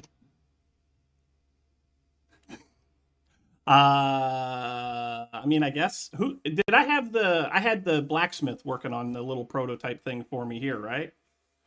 Yes, you did. And that was probably what, a week ago or so now. 3 or 4 days. Yeah. I mean, I guess I could check in with him and see what he's come up with. Did he give me a time frame? I don't remember. No, he said just check back with him occasionally, and he would, if he has it, he'll let you know when he does. Okay, so at some point we'll walk past there and we'll see what he says. I would like to check in with my whale friend. Ooh, the whale friend. All right. We've got the Since we're down blacksmith. by the whales. docks anyway, it'd probably be a good time to check in with your whale friend. Who else has anything else they want to do? Blacksmith, whale friend. Is there anything we haven't done or seen here besides that one gated community in the center? No, and we'll be there tonight because that's where the funeral is. Mm-hmm. That's Right. correct. Now, I as don't far have as anything exploring the specific. city, you've pretty much seen it all. Then I'm good.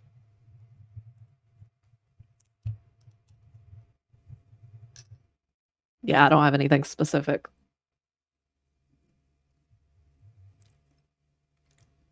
All right. So down at the blacksmith shop, he's tried a few things, but he can't get it.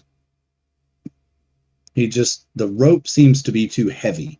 He needs a lighter weight rope. So he's searching for something a little lighter.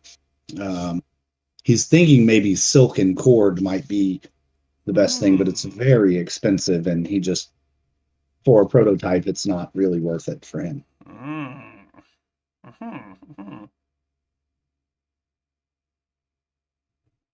If only there was some like monofiber filament or whatever. Cat hair. No, we're not using cat hair.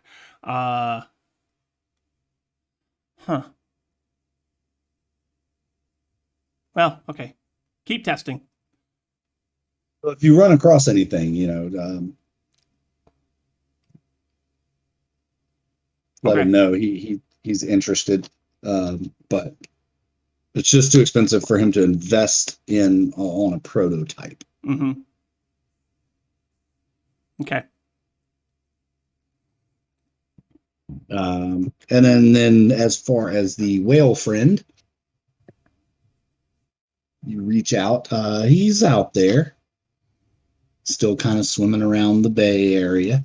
He seems to like to hang out here for whatever reason. So what do you got? What are you checking in with? Any unusual activity or anything new updated about what we've already talked about? No, everything's pretty much the same. Change in the ocean is slow, so the islands aren't rising as very quickly, but they are rising. Mm-hmm. Pretty standard stuff. What about you? He says, how are things with you? I'm going to relay in fairly general terms what's happened since we last spoke, and just sort of general concern about what we're going to find in Fruiton. So going to Fruiton. He does have some intel for you about the waterways around Fruiton. He has recently seen large kegs floating below the surface of the water. They look to be tied off to giant boulders that are sunken down to the bottom. And if you don't know the proper channel, you may end up striking these barrels. And he doesn't know what's in them, but he knows that they're there. They're not visible apparently from the surface, but they're submerged but floating, if that makes sense. Mm-hmm. I'm going to thank him profusely and let him know how valuable that information is. And then I'm going to relay it to the rest of the class.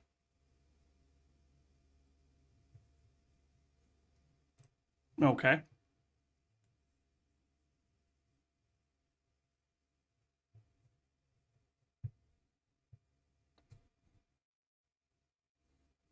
Anybody know a good shipbuilder?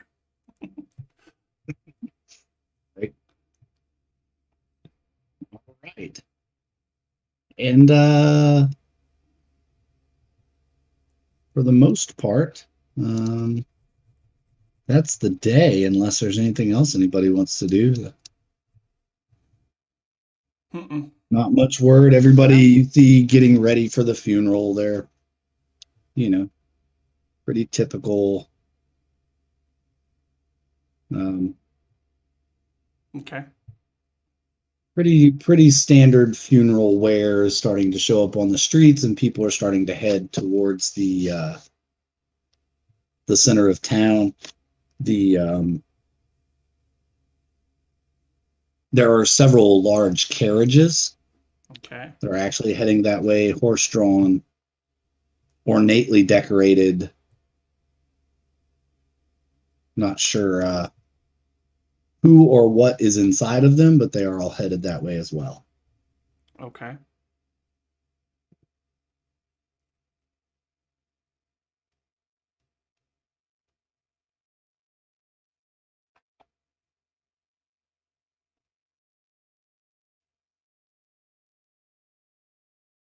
Well, I guess we should probably head that way, y'all. Yep. Sounds like it. Pay our respects to a man we never met. Yep.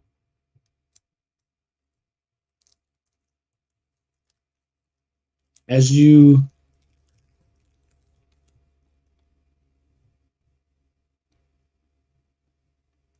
approach the mansion, there are 3 large carriages parked out front. The mansion is gigantic. It has this very large stone porch semicircled with great columns. There are 2 large gargoyles on the roof of the porch overlooking basically the drive that comes in. There are lanterns hung on the porch that illuminate that drive. There are shrubs in front of each of the windows around the building. There's a grand entryway. The grass is perfect. The lighting is perfect. It's a very beautiful, old building. So you're trying to tell us it's old, yeah? Yes. Nope, Okay. not old. It's brand new.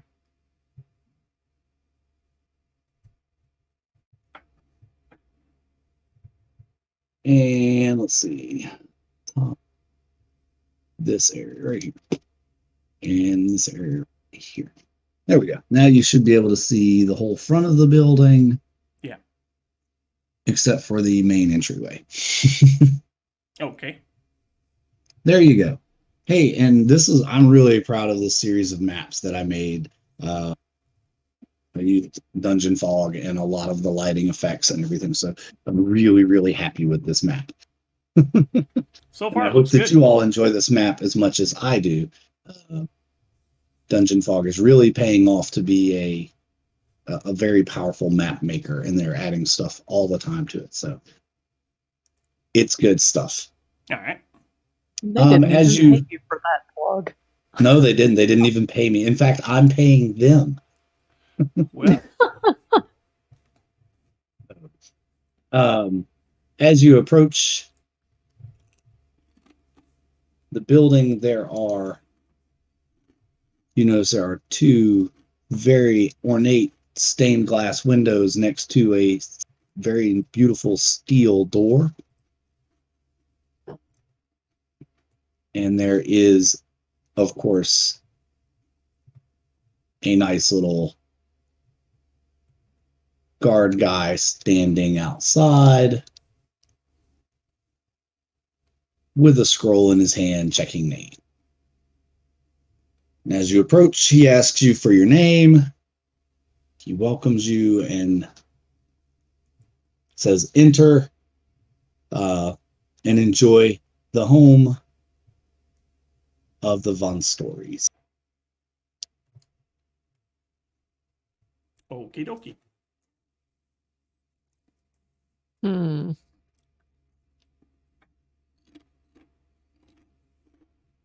As you enter, it's a very large foyer. There's a desk on the right, a hat stand, two old suits of armor that almost look alive, a very large candled chandelier with no wax dripping below it, ornate rugs, white marble floor tile, just a beautiful, beautiful entryway. As we walk in, I'm looking around, looking for things that are pocket-sized. There are little trinkets of things everywhere. Okay. And right now in the foyer, you are the only people. There are coats hanging on the coat rack and scarves and all kinds of little things you could plunder your hands through if you wish.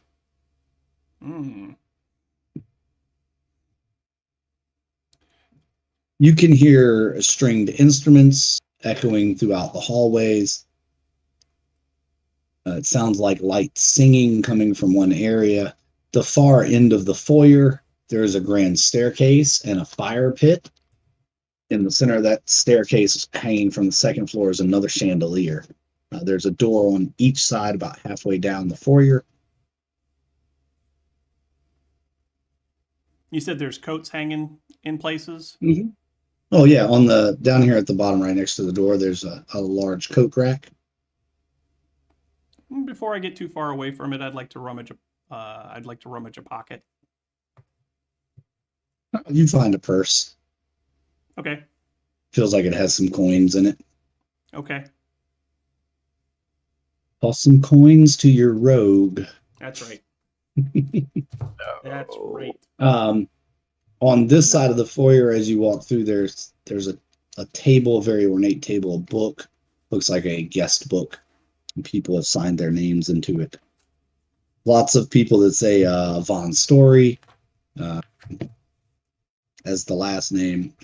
So obviously lots of family / clan members here. You also see a few familiar names in the book. You see one, Will Whitesell.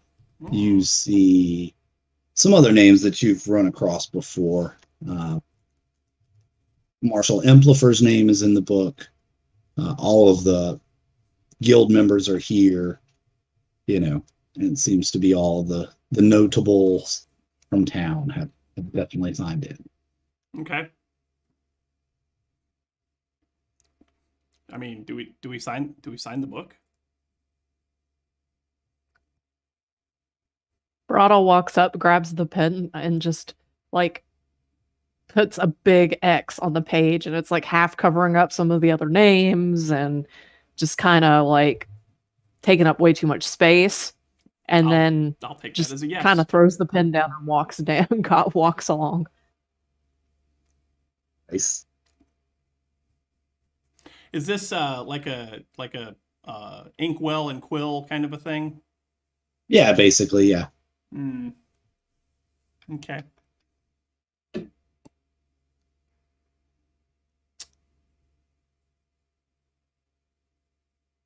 Whoever wants to can sign the book, and then where to next? I just put in a really ornate V. Okay.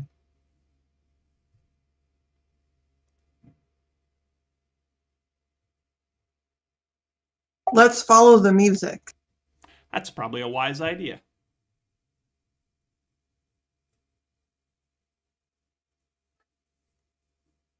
The music seems to be just kind of bouncing around in here, but it almost sounds like it's coming more from this direction as you get closer to that door. The door is unlocked, and you don't expect there to be any traps or anything, seeing as how this is a public event. Chances are this is going to be a fairly uneventful explore. Chances. Mm-hmm.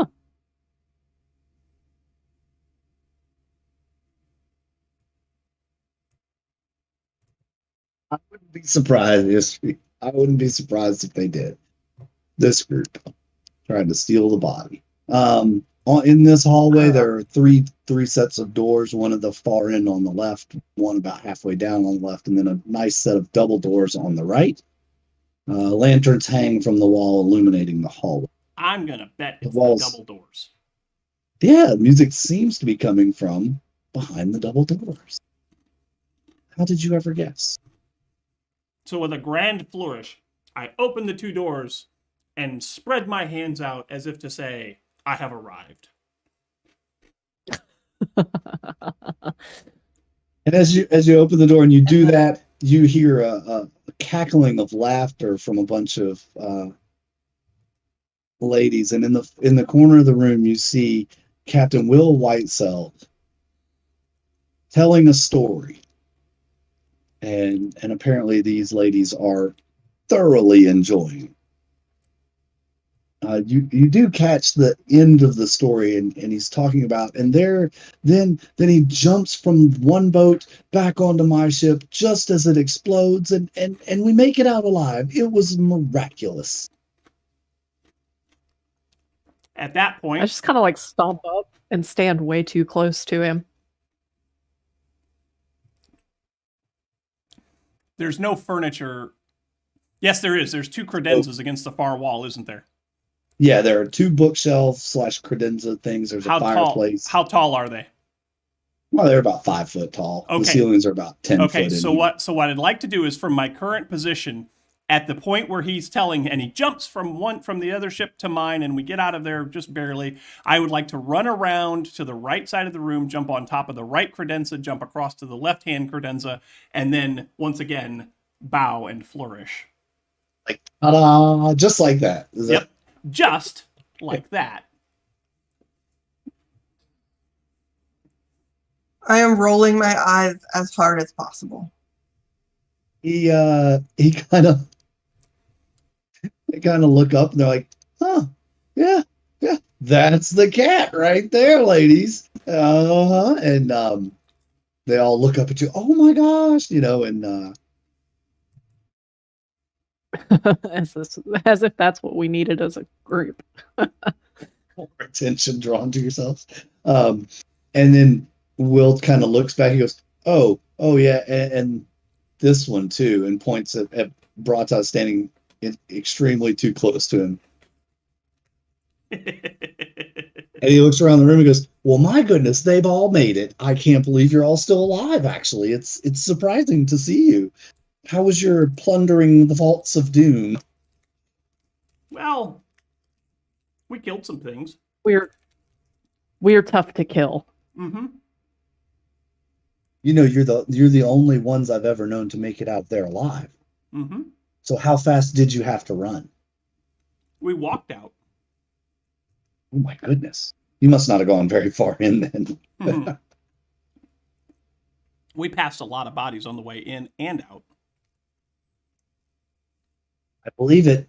I would never go there. It's just no. Yeah, you'd never make It's it. just too dangerous. You'd never make it. It's too dangerous. No, I like my safe little sailing around and charting the land. Which, by the It way, wasn't that bad. We had it under bad. control. And Under also control. there was this weird guy that talked to us in a strange way, and we agreed to do a thing for him.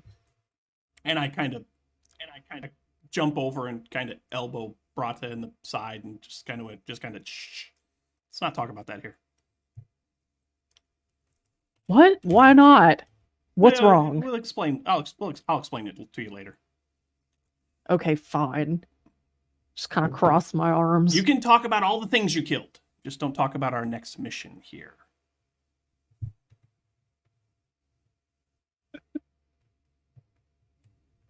You think in this room you don't see anyone playing any instruments or singing, but there is music emanating in this room. It's just like soft, like background music. Uh-huh.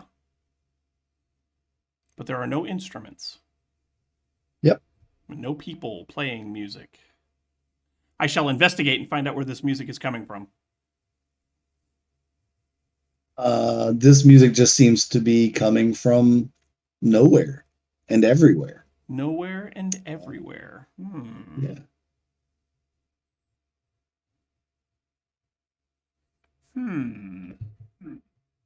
Okay. Kind of like that weird guy that was talking to us without talking to us. Yeah. And so Will just, is making pleasantries and everyone's just kind of talking. And Brata, you were quickly bored by the whole setting. How's everyone else? What's everyone else doing here in the parlor? I'm just drinking and standing by the wall. Oh, you're being a wallflower. Okay. I'm gonna do the wall tree. same and just be kind of paying attention to what's going on. Okay. It's just kind of a chit chat, and then folks start mingling other ways, other directions. They start heading out and leaving the room, and there doesn't seem to really be much of an itinerary. There was no like schedule or anything. Okay. But folks come and go in and out of this room, and this seems to just kind of be like a parlor, like just a general meeting place. There's no coffin. There's no anything here for a funeral service. I do a few random sleight of paw tricks with the coins from inside the purse that I stole. You do. Wow. All right. They are amazed by your sleight of hand. Paw. Sleight of paw. Paw. Sleight of paw.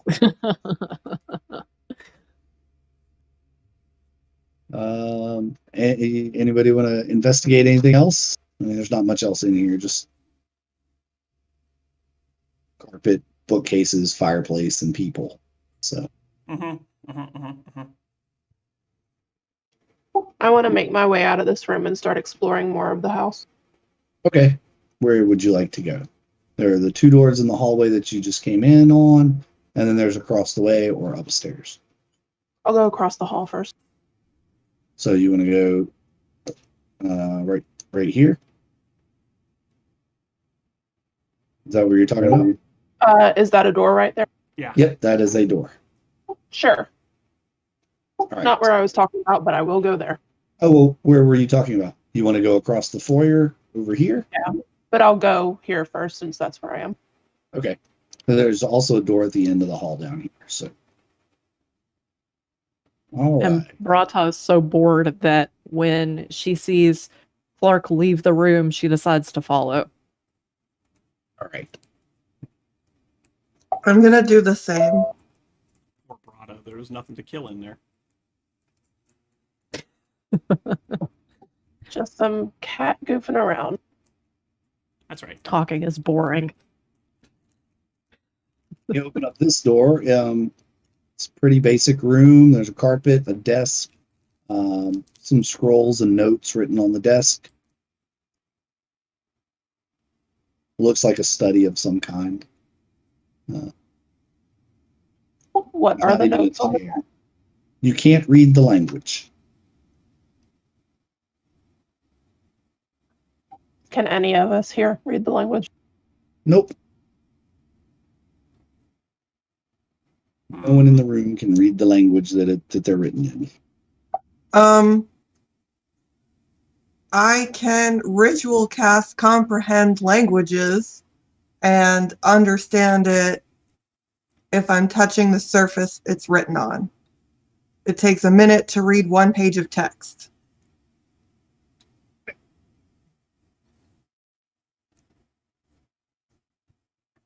You ritual cast, but it doesn't seem to have any effect. In fact, it doesn't even feel like your spells are working.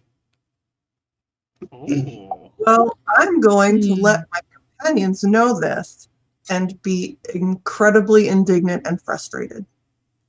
I'm guessing I've noticed that some of my friends are no longer in this room. So Yes, now that you're no longer the center of attention, yes. for half a second, you realize, oh, people aren't paying attention to me. Oh, God, my friends are gone. Yes. So I would like to leave the room, and upon leaving the room, I'm guessing I can see that the door is open across the hall and that they're in there? Yes, you do see that. So I walk in. And I ask them what's up, what's going on, why'd they leave, how dare you leave me behind, all that good stuff.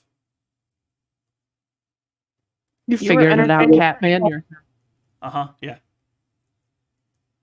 We knew you'd figure it out. Can I read the scroll? No. So I know we can't read it, but can we tell what language is in? It appears to be a language you've never encountered before.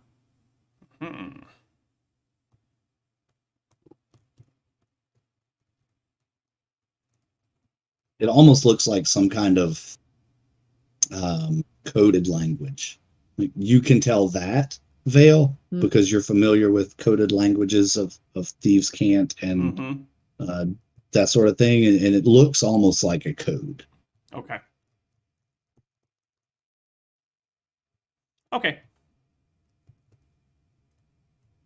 Other than that, there's nothing really in this room. The desk is a nice wooden desk. It's about standing height. Obviously, it's some kind of study here. This is where. Okay.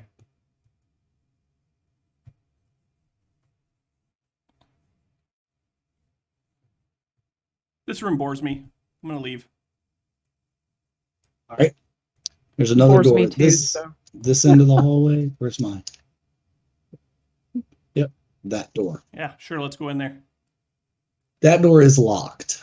This door also is an old wooden door, as the other doors are fairly new and have metal banding, very nice, ornate doors. This door looks original to the house. Want to try to pick the lock, Vale? Of course I do.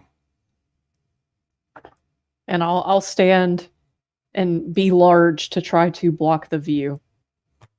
Okay, so I would like to try and pick the lock. Use your tools there and pick the lock up. 21. All right, you do get it unlocked, and in unlocking it, you feel a mechanism inside. And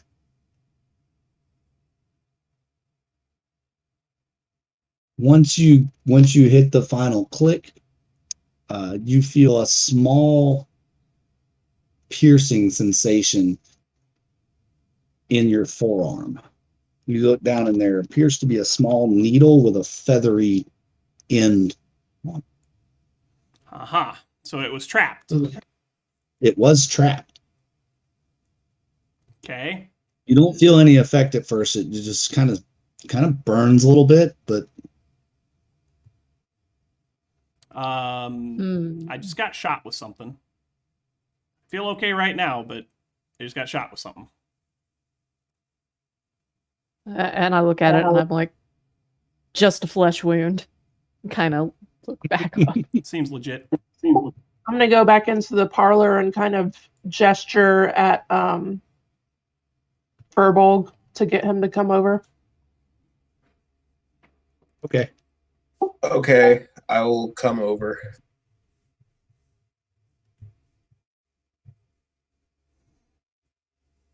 So If the herbalist knew what was going on. You need to examine the wound, it looks like. The wound, the dart, whatever, yeah. All right, well, I guess I'll start with the dart. Okay, so I hand him the dart. It's a long needle with a feathery flight on it. Obviously not made for distance, but definitely made to penetrate. There is some kind of a residue on the end of it. All right, would it be a medicine check to try to identify the residue? Yes, medicine check would. Damn, you're rolling good today, man. For a 28. Nice. This is some kind of poison. You haven't encountered this type before, but you recognize it as a poison. And judging by the fact that it hasn't done anything yet, you imagine he has probably 10 to 15 minutes before any effects do start happening. I can try to make a venom cleanse tea, but Okay. might start feeling some effects before I can do that. We'll get on it, man. All right, let's see here. We're not outside, kind of in the middle of the city. Mm-hmm. I need to go outside of the city to find these herbs, unless you can think he has like an herb garden somewhere in here. I mean, it's a house. And so far, the rooms that you've come across have been an entertaining room, a welcoming area, with a pretty standard, like Victorian style. So, if you wanted to do some quick exploration and just see if there was like a kitchen or,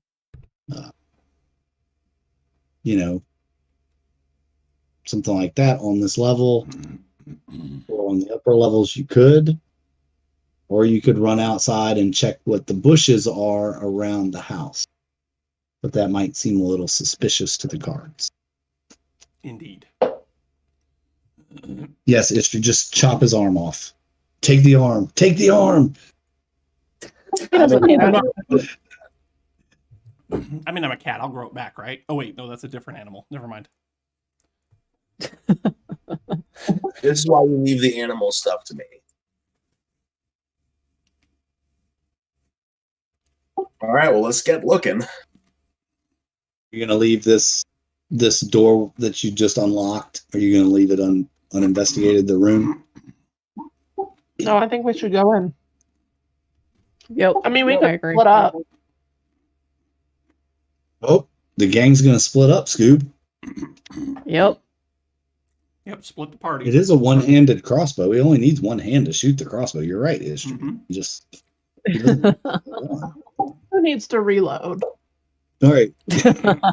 No, that'll be the next attachment. He'll find somebody to make a magazine attachment for his crossbow, so it's an auto-reloading, lightweight crossbow that shoots Fully automatic. Wow. like a rubber band gun. Like those Sounds like a- automatic rubber band guns. Mhm. All right, so who's Fallout. doing what? Who's going where and doing what? If Well, I you're going to mean, split up. I'll It's- go with Furbolg in search of a kitchen.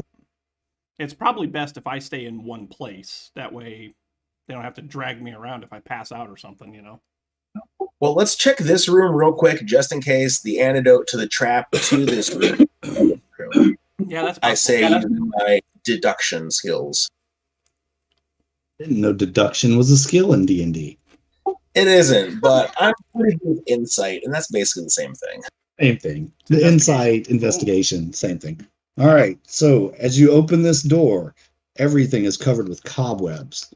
There's an old bookcase that this room hasn't been stepped in for years. A thick layer of dust covers the floor.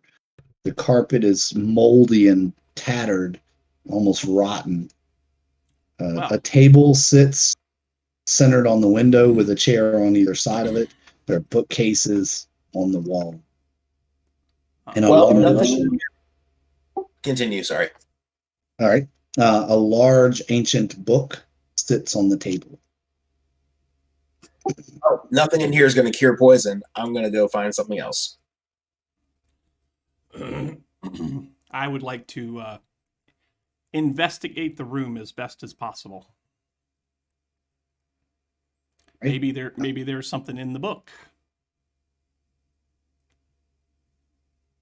Come over and you look at the book. You open the book, and it's written in the same kind of language that you saw before on the scroll in the other room. All right.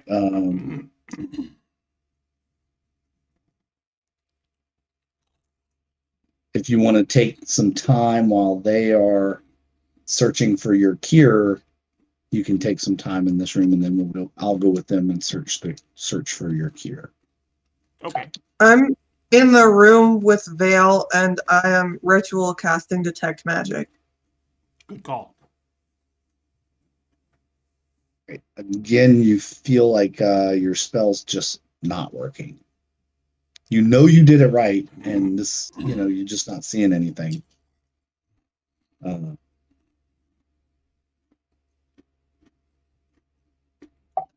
Heroic. So, Furbolg and Clark, you head over, open the other hallway door. There's another door at the end of that hall and a door on either side.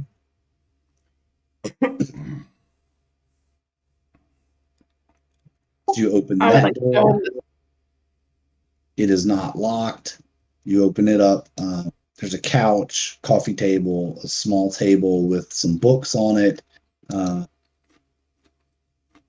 Just nothing interesting in the book. As you're reading the open page, it just seems like a fairy tale story about almost a romance story. You're reading it, and it's about a vampire woman who falls in love with a human man and wants to live with him forever, and you just like roll your eyes and put it back down.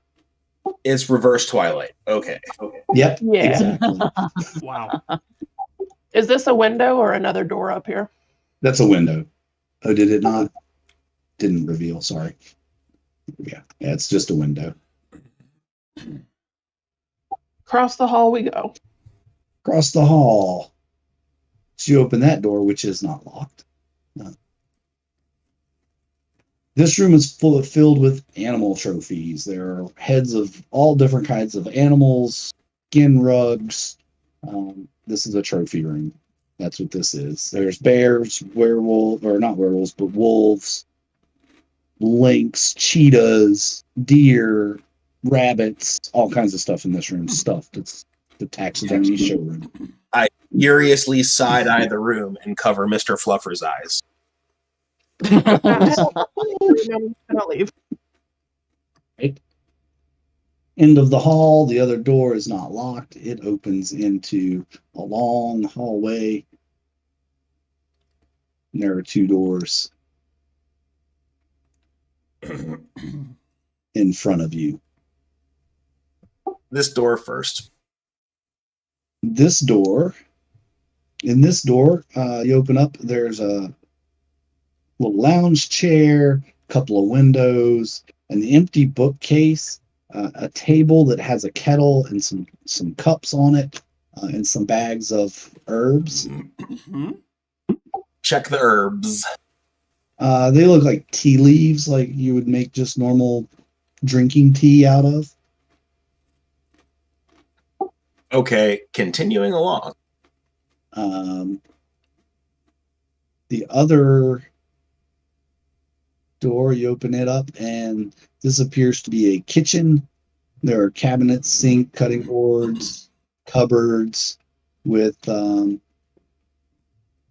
all kinds of goodies in it. A couple of windows outside. There are these small little herb boxes outside the windows. So I'll check the herbs and the pantry and whatnot. you are pretty sure you can figure out. Let's see, it's 1, 2, 3, 4, 5. You find what you think will work. There's enough different herbs here. It's odd that they would have them here. You think to yourself that these people would actually have these herbs in their kitchen. Like, these aren't normally what you use to cook with, right? So, Okay. And so Clark can point that out to me.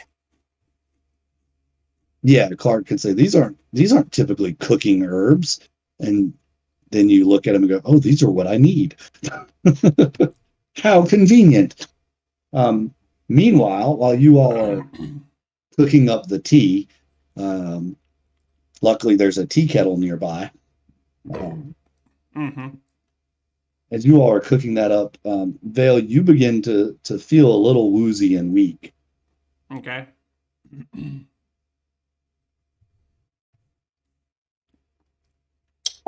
Well, I guess I'll take my new potential poison antidote and walk it over to the cat.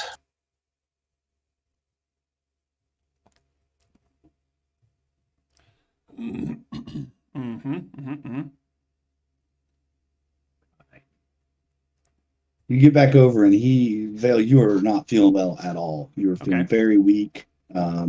Okay. The world is going dark. You can't even stand. You're just kind of laying on the floor, very slowly panting.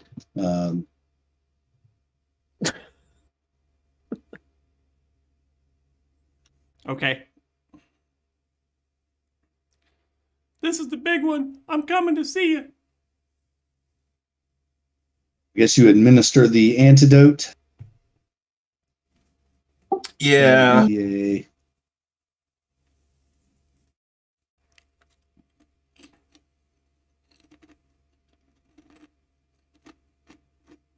And that's going to be your, I guess, to make and administer. We'll do your other medicine check. 26. Nice. You're good. You're lucky I'm good at medicine, buddy. Yes, I am. You feel a little better almost immediately. Okay. So you're able to get up after a couple of minutes and kind of shake it off. And wow, that was close. Maybe we should check for traps next time. That's a great idea. I concur. Live and learn.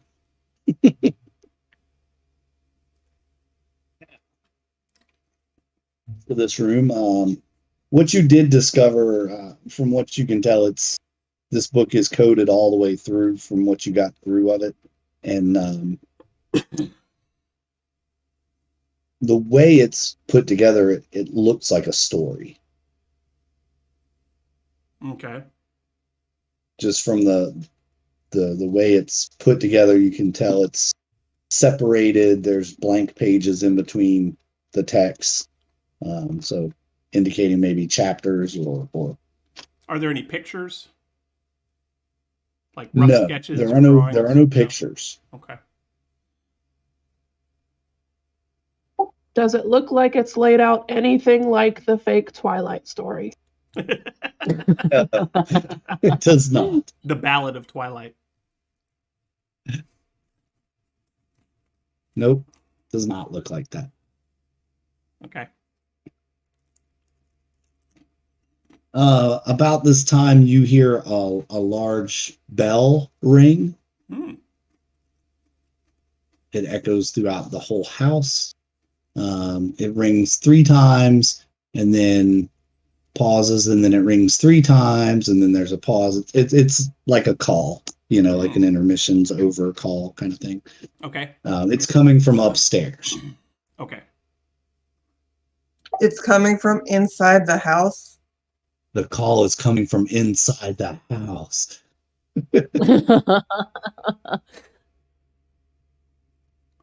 Okay. Y'all want to head upstairs or? I mean, is there anything else in this room worthy of note? It's just really dirty. I mean, do you want to clean up the room? No. Let's go upstairs. Do you want to mess with the cobwebs? No. Not really. No? Okay. No, I want to leave the room exactly as I found it. Except for the indented dust footprints that you all left behind. And apparently the mark from my butt sitting on the floor because I was poisoned. Hang on, I think I have something for this. Okay. Nope, I did not. Oh, I did. Oh, never mind. It's too late now.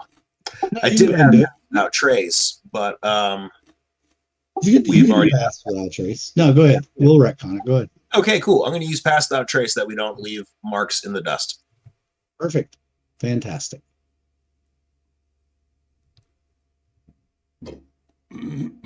Okay, so we're That's up. good for other power, so. All right. So you get up to the second floor at the top. There's the beautiful chandelier. This floor has wood flooring. It's laid out similar to the floor below. The foyer area is kind of a long rectangular, and then there are doors off of each side. Here, there's a nice carpet at the far end, another one of those really nice tables with what appear to be gifts stacked on the table. There are 4 suits of armor. A scribe sits at a table next to one of the doors on your left. Right here. Mm-hmm. Right here. There's a set of double iron doors here that are you see closing just as you get to the top of the stairs, and then there is a wooden door here with iron banding.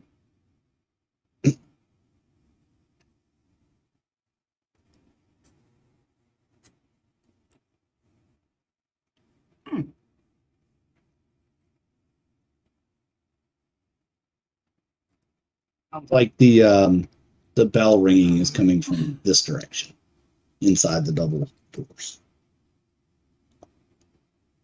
Am I feeling normal now, or? You're still a little queasy, but you're feeling more like yourself. Okay. You probably don't want to try any acrobatics skills for the next, little bit, but you're feeling better. Okay. Well, then I'll slowly make my way towards those double doors. Rocco just stamps up and just flings the doors open.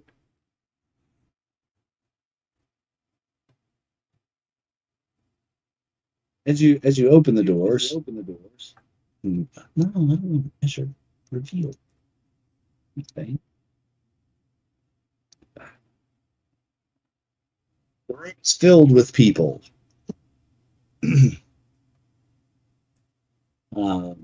As you step in, you see all the notables. Chandra is standing at the very front of the room.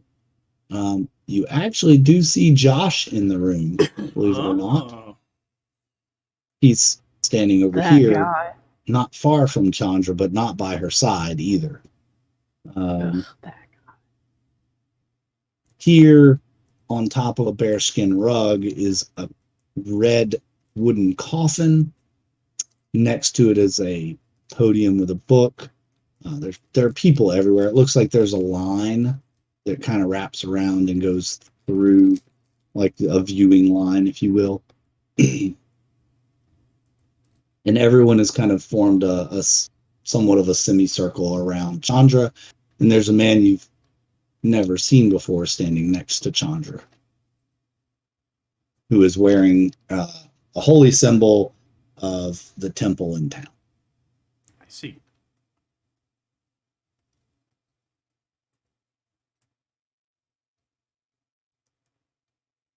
I didn't realize how much this carpet looked like an iron cross until just now, and I feel really bad about that. It doesn't look anything like an iron cross. Doesn't to you guys? Okay, it looks like it's missing like part of the iron cross that would go out the door. It I wouldn't have happens. seen that. I wouldn't have seen that. As long as you guys pointed don't see out. that, okay. As someone who is moderately religious, I see nothing about it that would indicate a cross. No. Okay. Well, good. Then I'm glad I'm just paranoid. All right. One more time. Kind of chatter stops. The bards stop singing. People give all of their attention to the priest. And he begins. Thank you, friends and family and newcomers, for your time this evening. We appreciate you all coming out to pay your respects to Dumick and to support his family in such a dire time. What would this town be without Dumick? He took us through trying time after the end of the war. He savored our independence and kept outsiders from influencing how we do business. He built strong trade relations with our neighboring cities. Dumick was the quintessential businessman whose authority and leadership were never questioned.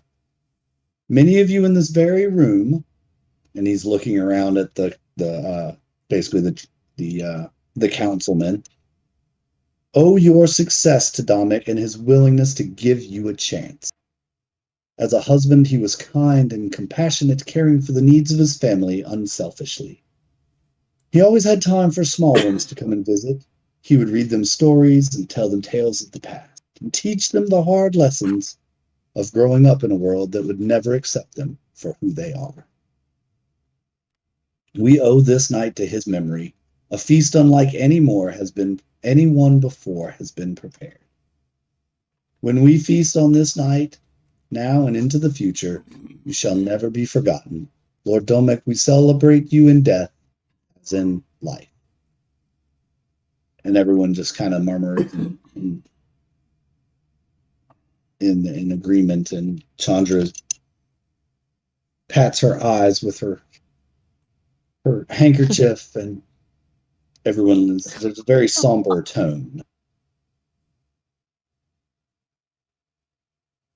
At that point, everyone just kind of goes back to talking to each other, and you hear stories about them. Anybody who wants to roll perception checks about any of these people, do that. Tell you there's something just not quite. You've never been to a funeral before, but you've heard of them. There was some language there that he used that just seemed a little odd.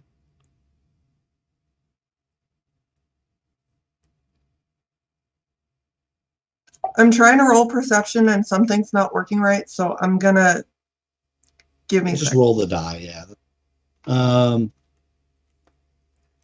Everybody walks up, and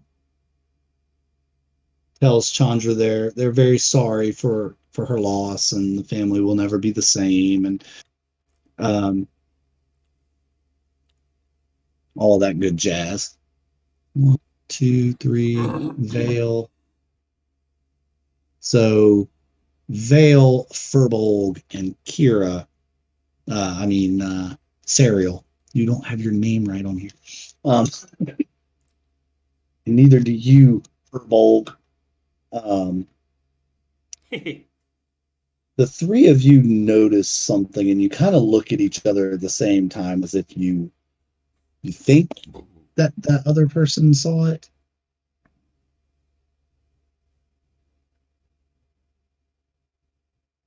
What did we see?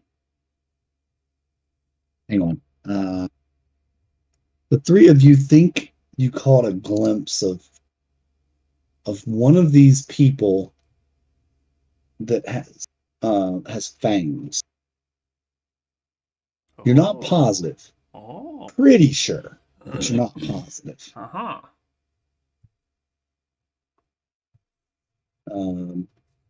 If you want to get closer, try to have a conversation with them, whatever, you're welcome to do that. I think I do. Yes, I think I do. Would it have been like this one right here, or? Well, you've met all of the people with circles around. Oh, you've okay. Met, that's all the we're talking. Members. So we're talking these folks right here. Yeah, these just random city folk. Okay. Well, how about I just kind of make my way into the circle here, and I introduce myself as Veil of Shadows, who had the unfortunate occurrence to be one of the ones to locate and then have to bring back Lord Story.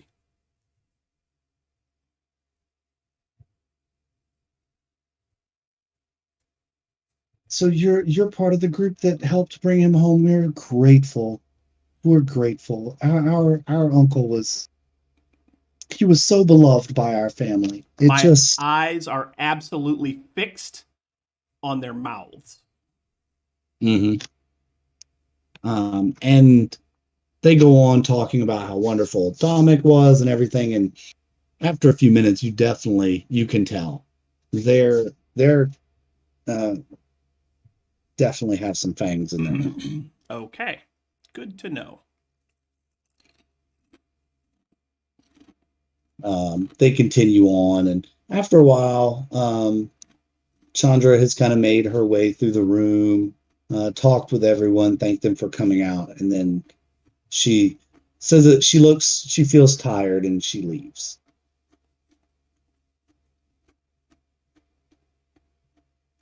Okay. Josh stays in the room. Everyone else stays in the room. They just kind of all were just there.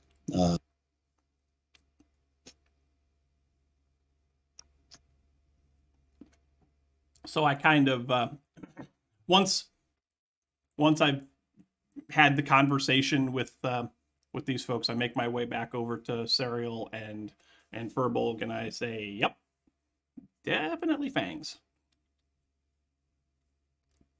Definitely what I saw. Well, that's ominous.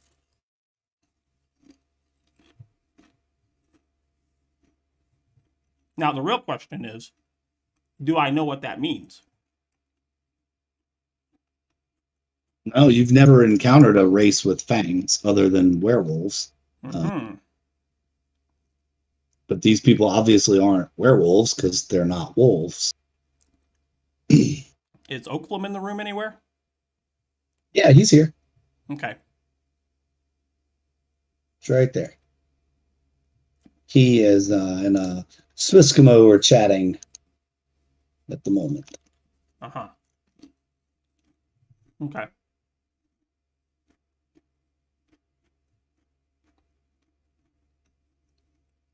Once it looks like he is done with his conversations, I'd like to pull him off to the side and... Did I see that right? Did I see fangs for teeth on these people. Did you? Is that what you saw? Yeah. Yeah. I'm going to use my insight for a second and say there's a lot of vampire books in this house. Yeah.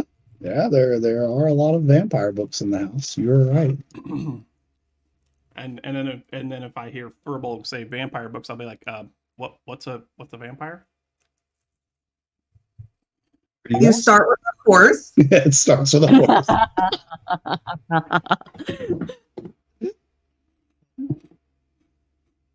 You don't know about vampires? At what point Oakland does the says. horse become the vampire in the story? I need to know this. In that book downstairs. Oh,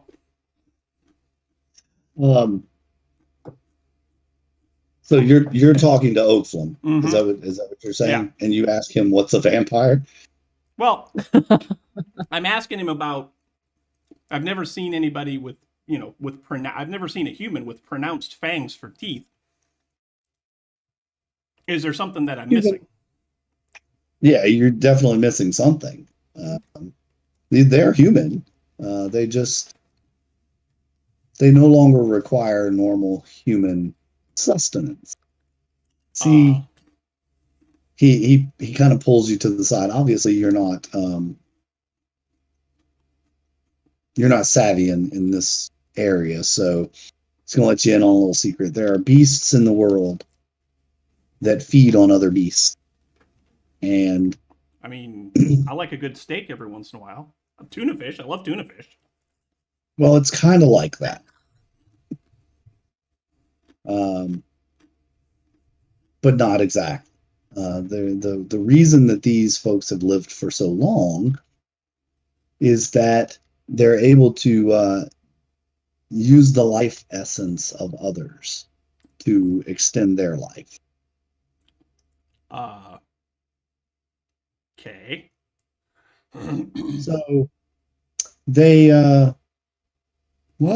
they drink the blood of those they kill and turn and make more of their own.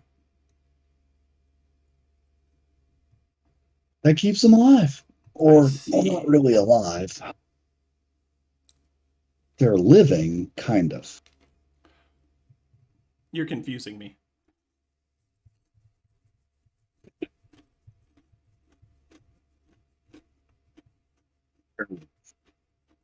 Change. Right?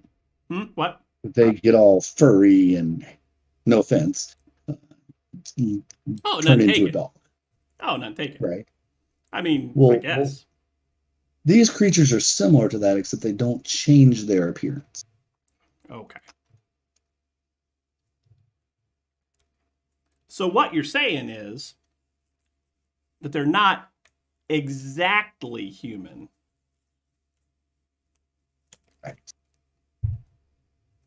Right.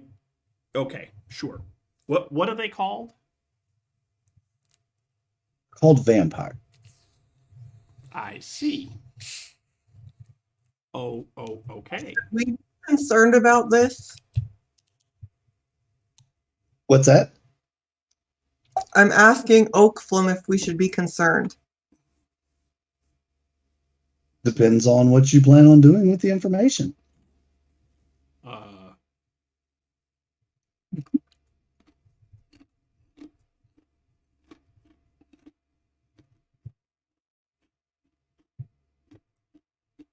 You've basically been hit with a bombshell.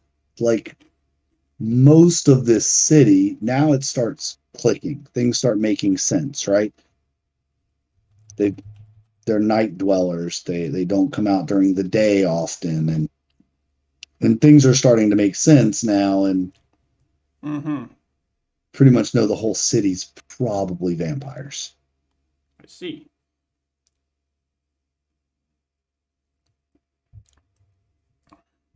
And Oakland kind of chuckles and goes, "But don't worry, you found their lord, so you're probably safe. They probably won't do anything to you. You're their hero right now." So. Probably. I mean, I've never seen him go after cats or orcs, dogs. Definitely not a tree. That would be kind of weird. And birds, they don't turn. They don't tend to stick to humanoids, like to humans specific races. So How is it that you've been safe around here? I'm important. Hmm. I've bought my safety with information and with keeping their secrets safe. And then I go, and what about him? And I side eye over towards Josh. He's like, yeah, I don't know about him. Mm-hmm. I don't know if we can trust him. He's disappeared a few times since you all returned, and we're not sure what exactly is going on. We tried to have him followed once, but he lost us. Not sure what exactly he's doing.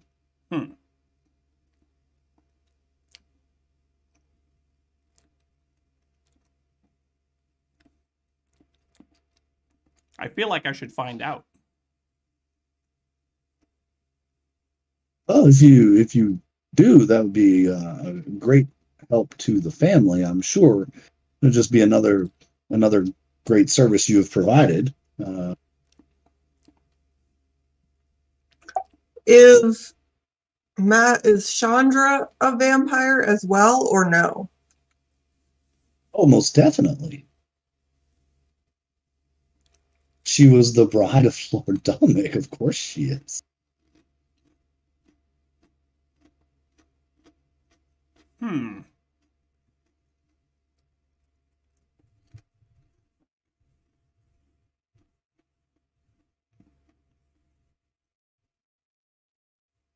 Huh.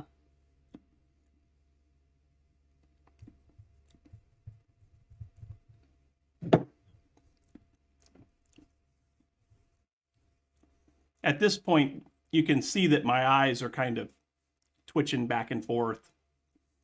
My foot's kind of bouncing like I'm contemplating something drastic. Oh boy. What is Vale gonna do next? And I kind of look over and I see he's getting very getting that crazy cat look on him. So I'm like watching him pretty carefully now. I had previously been kind of like sulking around and like poking things with my toe and grunting, kind of like a bored child. But now I'm interested in what Vale is doing.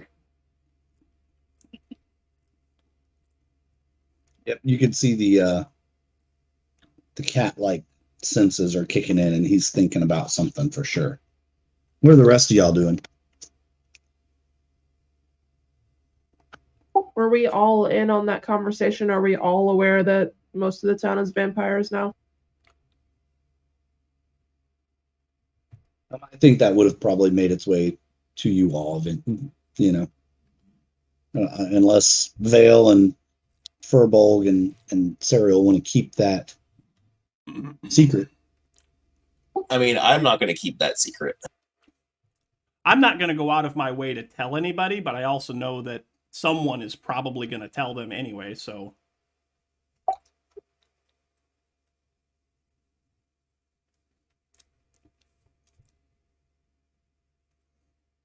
Yeah, I mean, I'm going to tell them. Okay. Very slowly,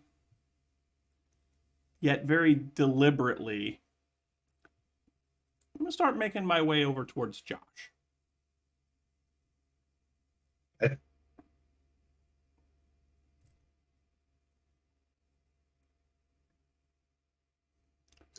I'm gonna go kind of mingle with people and see if listening in on conversations gives me more information. Okay.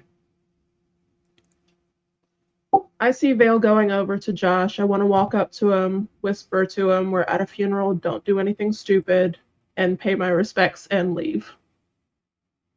When was the last time I did anything stupid? Don't answer Do that. you really want Don't answer that. I just want to talk. Today, I just want to talk to him. That's all. So I make my way over to him. That's him right there, right? Yeah. Okay. Hi, Josh.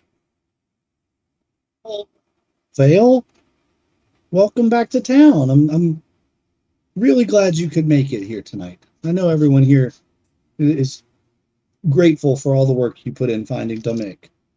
It's just really great that you could be here. Uh-huh.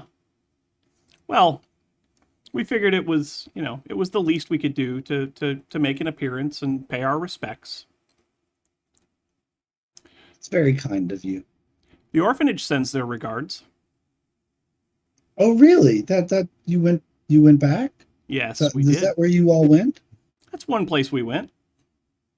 Okay, well, great. How's did- everyone doing? Is everyone doing well? That's good to know. They're great. They're great. Where'd you go? You left the last time there was bad news. Where'd you go?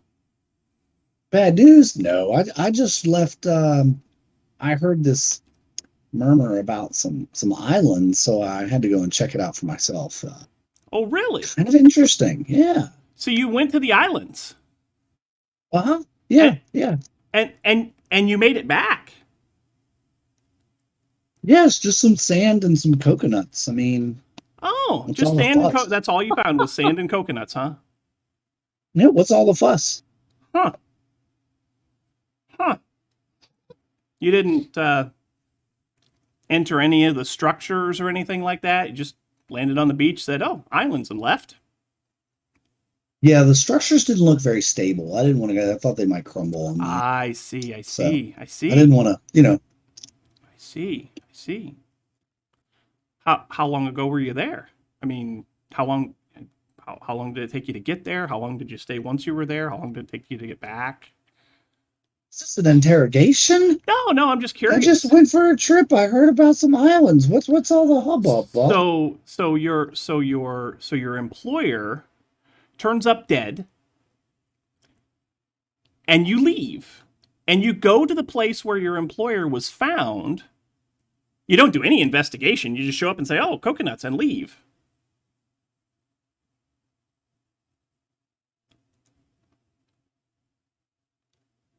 The man. I don't. That doesn't resonate very well with me. I don't think.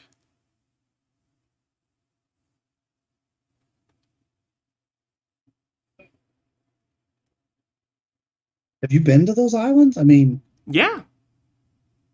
Yes, we have. there's nothing there. That's one of the reasons I went. Like, why would he be there? Huh. You know, Uh-huh. it doesn't make sense that he would be there, and because there's nothing there. You know what- He you know had what no else? reason to be on those islands. You know what else that doesn't make sense? Why you're here. It doesn't make any sense to that you're here, because the last time that you and I talked, you were in fear of your life. You were in fear of your life because of what the orphanage was and what the orphanage was planning on doing, and yet you came here. And knowing what I know now, the orphanage has very strong ties to this city, and specifically to this family. And yet you came here. You were trying to get away from the orphanage, and you came here.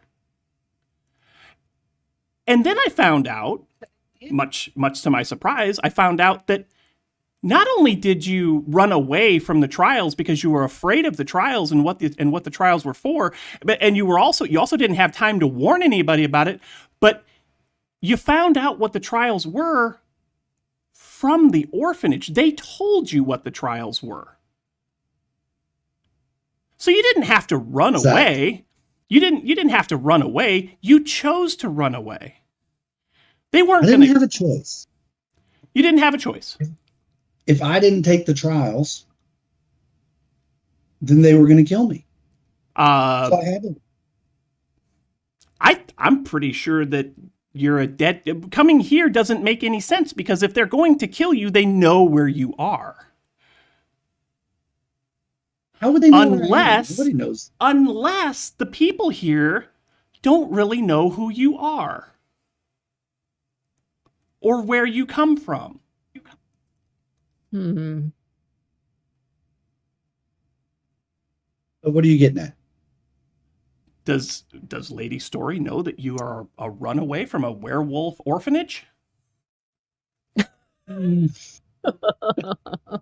you put it like that, not exactly. She knows that I was living on the streets and that I didn't have a home. But you were living on the street in a town full of people who are surrogates of the orphanage. They work very closely with the orphanage on a lot of things, so we've learned.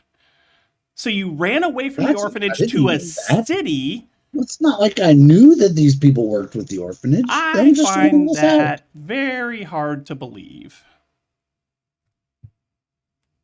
Because when the orphanage found out that you worked for the Story family, they were like, that makes perfect sense. Now, why, Josh? Why would that make perfect sense to the orphanage that you would come to work here? I don't know what you're talking about. My hand very slowly works its way towards my crossbow. Oh boy. It's like, no, really, I don't know what you're getting at. You're implying something. I have no idea what you're implying. I'm implying that not only did you find out that the orphanage works very closely with the city of Karengother and the family Story specifically, but you found a way that you could weasel your way inside, kill Lord Dominic, and take over this family. Take over this town. Preposterous. No way. Is it preposterous? That's outlandish. You're just jealous, Vale. You've always been jealous of the attention. I level my crossbow at his face. Ooh. Whoa. Now there's no need for that. We're having a perfectly fine adult conversation. Put that down, and now everybody in the room is looking at you.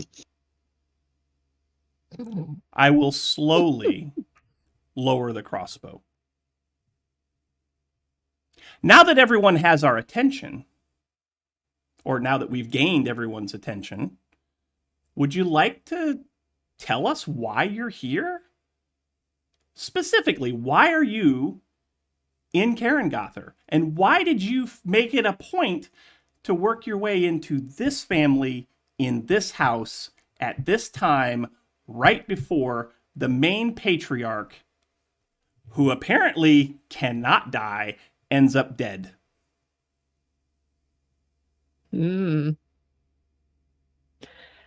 With that, I was kind of pointlessly like wandering around, but I hear Vale raising his voice, and I come and I stand behind him and just kind of menacingly glare at Josh. Like, what, my buddy Vale is upset at this guy, and I don't know why, but I'm gonna come and stare at him and be menacing looking.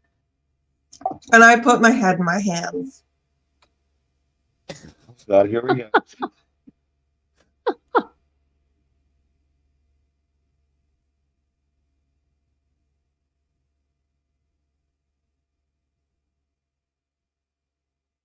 Look at you. He says, we grew up together. Never did I want to ever hurt you, Vale. Has that changed? Has that changed? Do you want to hurt me now? I'm sorry. Do you really want to hurt me? That misses. And he casts Firebolt. Oh. That misses. And he starts running. And do I have time to, since he's leaving my melee range, do I have an attack of opportunity? Yep. Sure. Okay. And so I do not have advantage on that, though, do I? It's not a surprise. Okay. All right. That's fine. That's fine. So we're gonna use my dagger for 7 points of damage. Abby.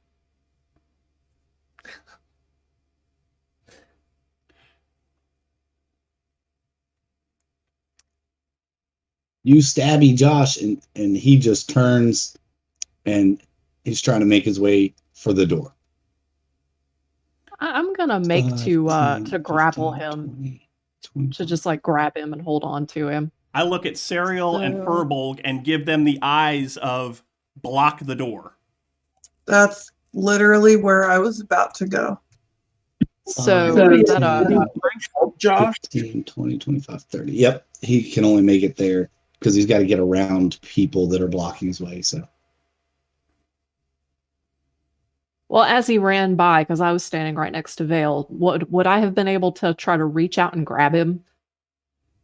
he passed through this square. Yes, you can try to grapple him as he passes through this square. Okay, and that's just a strength check. Just a strength, yeah. Yeah, it'd be contested strength checks, right?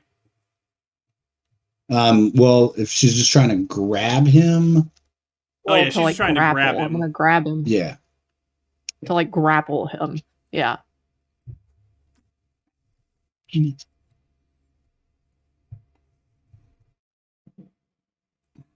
Does a 22 grapple him? Do I grab hold of him? Yes, you do. Yes, you do. All right. So I'm gonna like grapple him in, and I'm gonna hug him in like a bear hug with his back to my stomach, and just pull him as tight into me as I possibly can. Okay. You've got him grappled. By this time, I've changed weapons. I am no longer holding my dagger. I am holding my crossbow.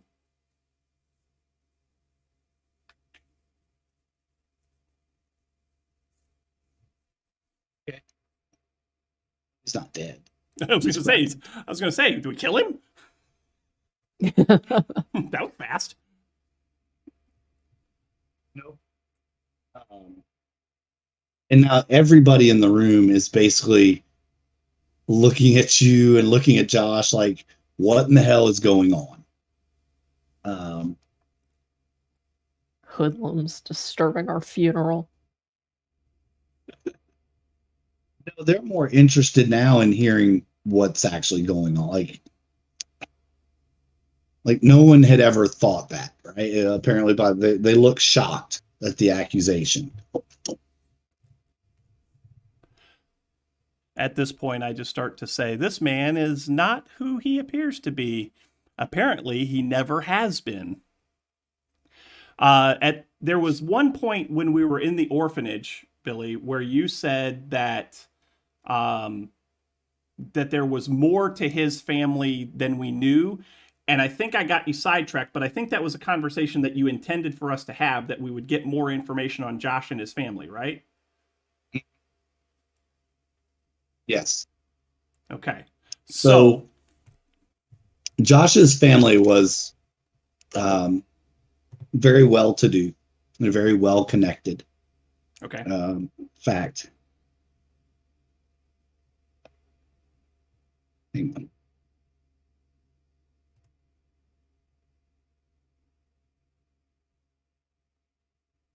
on. Talk amongst yourselves for just a moment. Okay. Wait, there it is. While I pull up Josh's file.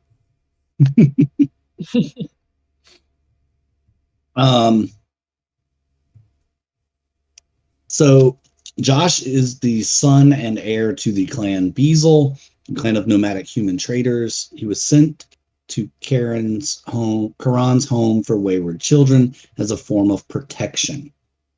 His parents, Kathy and Kenneth, felt Trader's life was too hard for a young child, so they sent him here to gain an education in a safe environment. A small, frail boy with dark hair and golden brown eyes.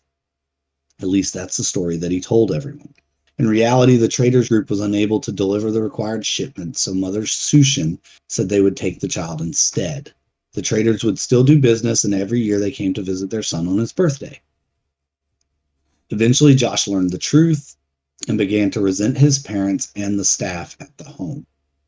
He became isolated. Slowly, he stopped socializing and only did the chores he had to do. Spent all of his time in the library or in his room. His skin became pale due to the lack of sun exposure. When he did go outside, he had to cover himself almost completely to avoid sunburns. Clark and Furbolg had developed a paste to help, but it only lasted a few hours until it dried out. Mm-hmm. Mm-hmm. When Josh ran away, he was never heard from or seen again. When his parents found out, they were distraught, and they immediately raised a reward for anyone with information. You had heard a few conversations at dinners and events, rumors of sightings in nearby cities that he had become a mage and was living in an abandoned tower. Even one said that he had a small band of monsters enslaved, and he was using them in experiments. All outlandish because you knew this kid, and he was frail and weak as they came by the time he left. Mm-hmm. Most folks believed he was attacked by some creature in the forest and eaten whole. Okay. And now you have just seen evidence that he does at least know some magic. Mm-hmm. So that's the story of Josh Beazle. Mm-mm. So again, Josh, I have to ask you, why this town, and apparently why this family? well, thing is how you're probably going to kill me anyway. And they're all going to eat me anyway. I guess it doesn't matter if I tell you now or not. So, this family caused my demise. This house caused me to be sent to Qurans. This house made me what I am today. It's their fault. And I knew that one day I would get my revenge. So I studied and I learned and I found an abandoned tower where I hid away, learned magic that was there. And now I've come to destroy this family once and for all. Okay. Before we do that, I got to use the restroom again. I'll be right back. Anybody else need a quick break? Dun, dun, dun. Cliffhanger. May as well.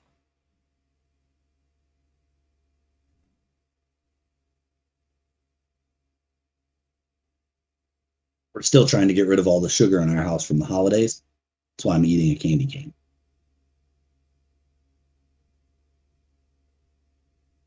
It's the only reason. Mm-hmm. Because actually, I don't really like candy canes. But it's here, and I need some sugar. So what do you think out there, History and Diamond? What do you think of the amazing twist that we've had in the story? Josh being sent here to destroy a family of vampires single-handedly.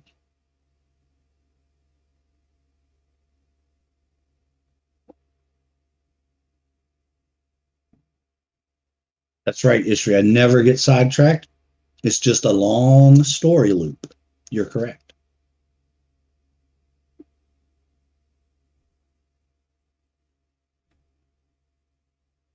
He's missing the wooden stick. He does have a wooden stick. He But just hasn't pulled it out yet. Called Mr. What is it?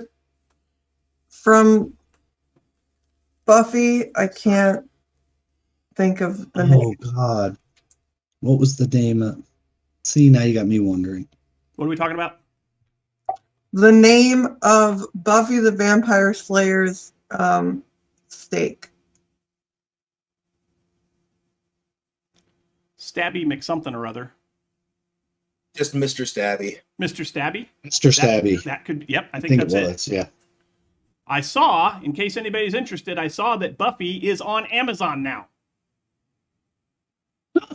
It's been on Hulu for a while. I actually just relatively recently rewatched the entire series on Hulu. We were so sad when it went off Netflix, and now Chris found it on Amazon. So, Awesome. all right. Anyway,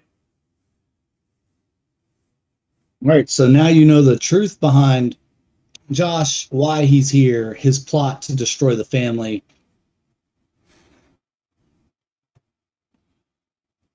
And he would have gotten away with it too if it weren't for you darn kids and your dog. okay, but he's restrained. So, are the vampires moving in yet?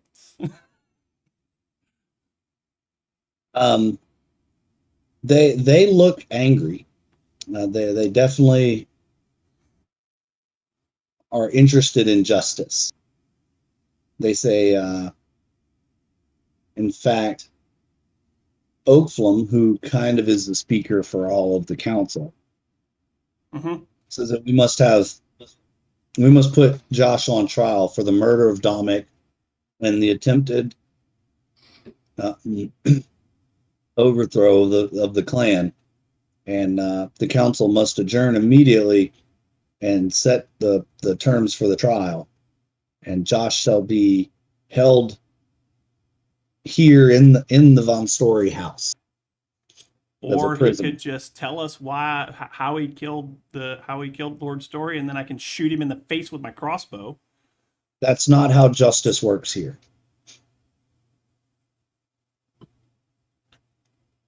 But I want to shoot him in the face with my crossbow. Justice. There'll be other opportunities to use the crossbow. Fine, and I put the crossbow away.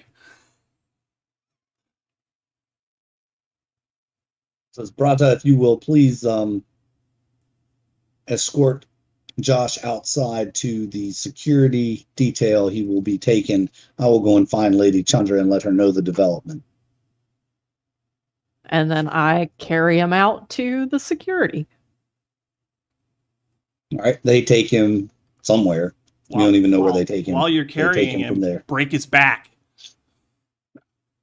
Oh, I take the opportunity as I'm handing him off to slap him across the back of the head. Cool. Oops.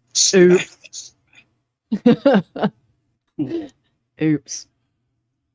Oh, sorry, Josh. Did I do that? You drop him on his head. Oops. Sorry. Whoops. Not sorry. Walk off. Sorry, not sorry. Yep.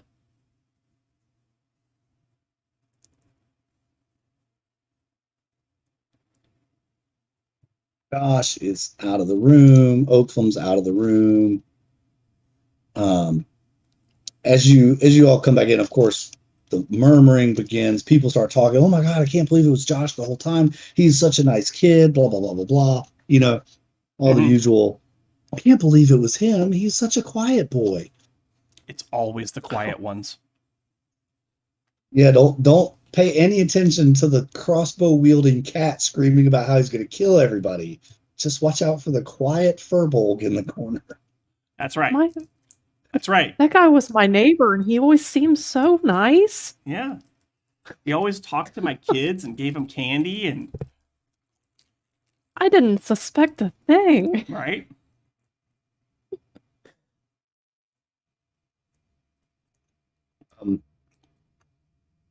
The priest comes over and tells you all that he is grateful that you have uncovered the plot.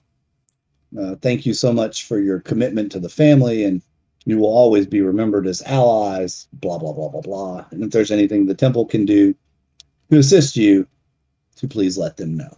What do you know about mind flayers? He spits out his drink when you say that, and he's like, quite a bit. What do you want to know?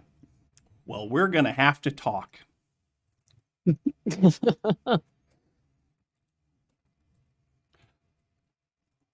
I guess we can do that now because to the vaults of doom, have you? yes, we have. Oh boy. And you made it out alive, which means you made some kind of deal with them. Well, Sort of, yeah. So apparently, like, I don't know how much we can trust this guy, but apparently the one that's in there's one mind player in there. He just wants to go home. And you met him? We did. So you spoke to an elder mind flayer, We did. survived. Mm-hmm. Was he an elder? Didn't we establish he was kind of like? I mean, he'd been around for a while, so Yeah, but I thought we established he was kind of like middle management. I think he would have been qualified as middle management when they were all here. But now that he's the only one, he's definitely an elder. Yeah, fair point. Priest looks at you and goes, son, if you met the elder brain, you wouldn't be standing here today. Your brain would be mush and you would be food, and he would know everything you know, and we wouldn't know anything about Josh. So whoever you spoke to was not an elder brain. Okay, good to know. So if you spoke to a mind flayer, that means there's more than one in the vaults of doom. You think Means so? they're reproducing. Yes. Uh-huh. Mind flayers want one thing, kind of like Josh, power. Uh-huh. Okay. So I guess now would be a good time to tell the priest exactly what we were asked to do and ask what he thinks our next steps should be. Find a ship, get it rebuilt, blah, blah, blah.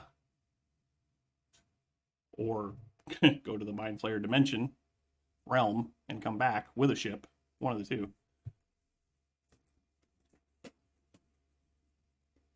Interesting. They would want to go home. I will have to think on this and consult my God and see what he thinks on this. Okay. It's interesting, for sure. Would not be like them to want to retreat to their safety. But being maybe that there is nothing more here for them, that maybe that's the best. Maybe. I'll get back with you on it.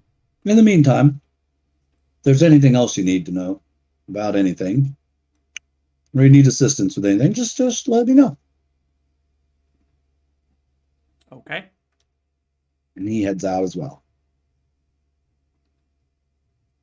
Slowly, people start filtering out, all of them stopping by at least to tell you thank you. They appreciate your service to the family, and you know, they all head out one by one. Okay. You notice it's starting to get a little light outside. Ah. We've been doing this all night. Okay. Mm-hmm. Been an all-night affair. Brown chicken, brown cow. Mm-hmm. Mm-hmm. Mm-hmm. You notice after everybody's gone,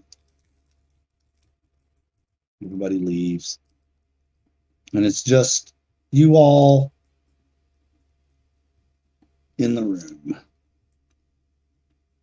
Everybody else is gone. What do you want to do? I want to check So is the it coffin. time to like? You want to do what? I want to check the coffin. All right. I want to attempt to ritual cast detect magic again. Hmm.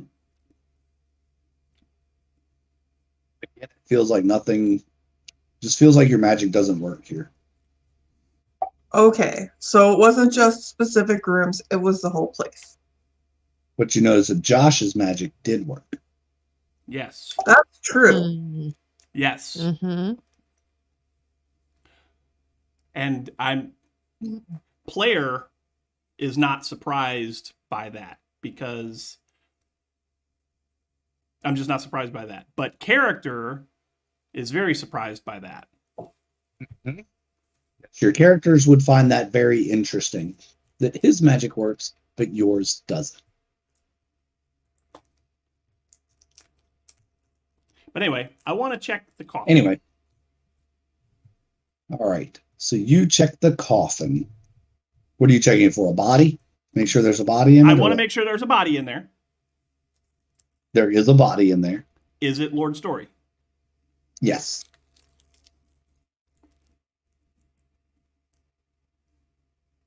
It is. He is in there dressed as your typical Victorian vampire, black suit, white puffy shirt, you know. Okay. Oh, Istri, that's bad. I love it. That's a great pun. That's a great pun. Mm-hmm. I love it. All right. What else? Is there any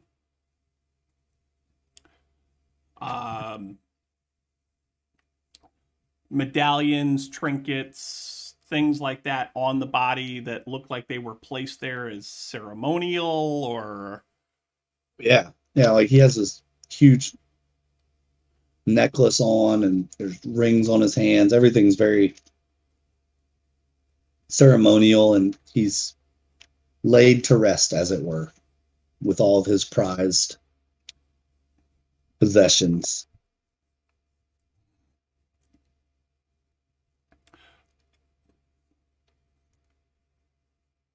I take the coins from the purse that I stole when we first got here, and I put those in the coffin with him.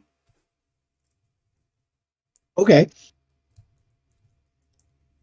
Not what I was planning to do with them in the beginning, but seems appropriate now. Appropriate in the moment. Right on.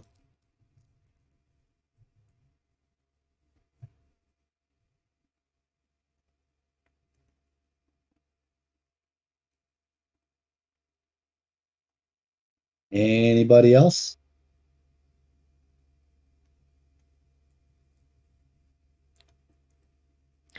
Did we want to go through the rest of this house?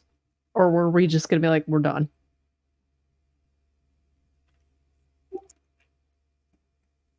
Is there another floor to this house, or is this the? There's a whole nother wing to this floor. Okay.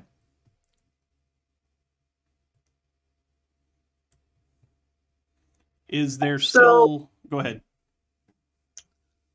Since my magic doesn't work here and we just got ingratiated with the people, I might suggest that we don't go snooping right now and see if we can figure out why my magic doesn't work here before we try to do more snooping. Is there anyone else around? Like, is the scribe still sitting at the desk, or? Yep. The scribe is still sitting at the desk. Okay. Do you think maybe we should come back and talk to Lady Story when she's available?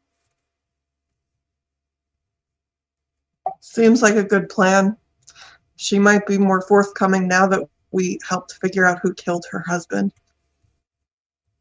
And why? So yeah, I guess we'll ask the scribe if there's a good time that we can come back and have a meeting with Lady Chandra.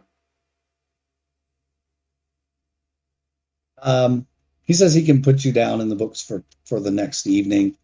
And he'll send a message to let you know that it's been approved.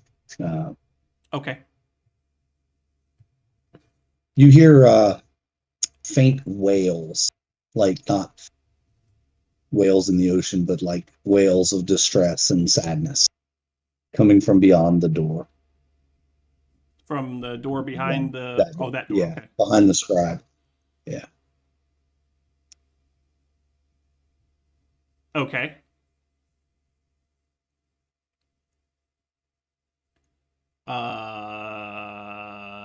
Yeah, I don't know what to do with that. go in search of it and see what it is? I mean, it's a door that the scribe is obviously sitting guard at. It doesn't have any weapons or anything. And if you take a look at his little parchment that he has there, it's more like he's just takes a log of the comings and goings of people that go through that door. I say we try it. Okay, let's go. I'm in. Chaos for the win. He looks at you, goes, I told you she'll see you tomorrow. She's not to be disturbed at this time. Or maybe today, because this is important. Use your what is it? Your charisma skill there on that one. Actually, how about persuasion? Because I've used that as my character ability for the day with my phantom thingy dingy. All right, your thingy dingy. Yeah. Use your thingy dingy on the scribe. 24. Boom.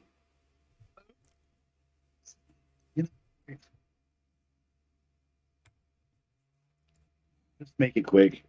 It's almost sun up. Yeah. Mm-hmm. Lady Chandra has to rest. Of course she does. And we would never want to keep her from her beauty sleep.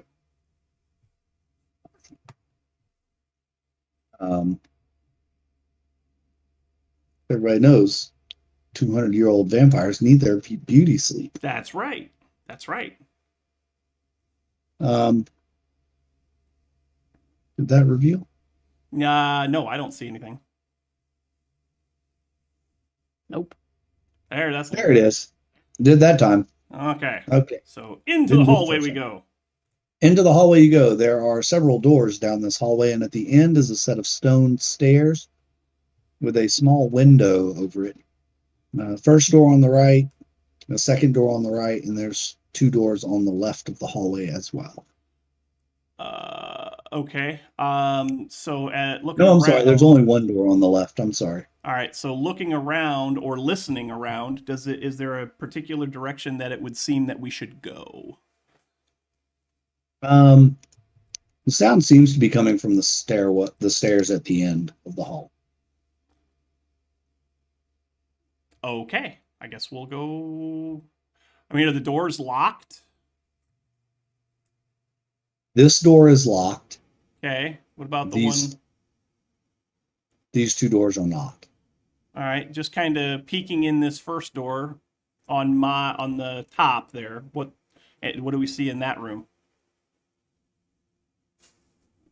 Looks to be a bedroom. There's a bed, a rug, a chandelier, a fireplace, a chair. Okay. There's also a set of large double doors in this room. Oh, they look like they would lead to whatever this space right that here? you just walked past was. Yeah. Okay. So that's a bedroom. What about this door here? Excuse me. Not locked.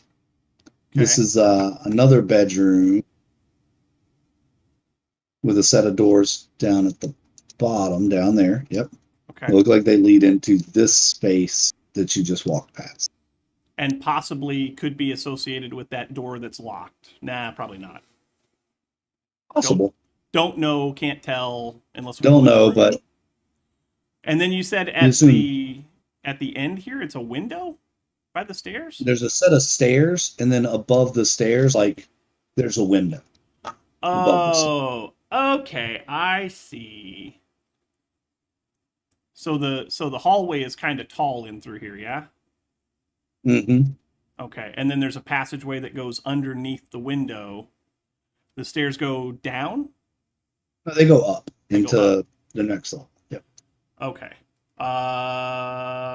Let's and the sound definitely seems to be coming from this way. Mm-hmm. Yep, seems to be coming from that way. Away we go. All right, up you go. Oh. Okay. This is an attic space.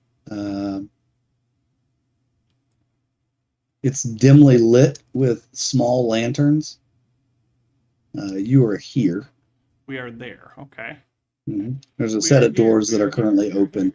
In the center of the attic space, there's a staircase that goes up. Okay. You assume that would be up to the roof. Okay. Is Lady There Chandra are- in the room? No, not that you can see. Each one of these little things is like a curtain divider. There are several coffins in this room, Mm-hmm. 2 chests, a barrel. There's a foot locker at the foot of each chest, or at the foot of each coffin.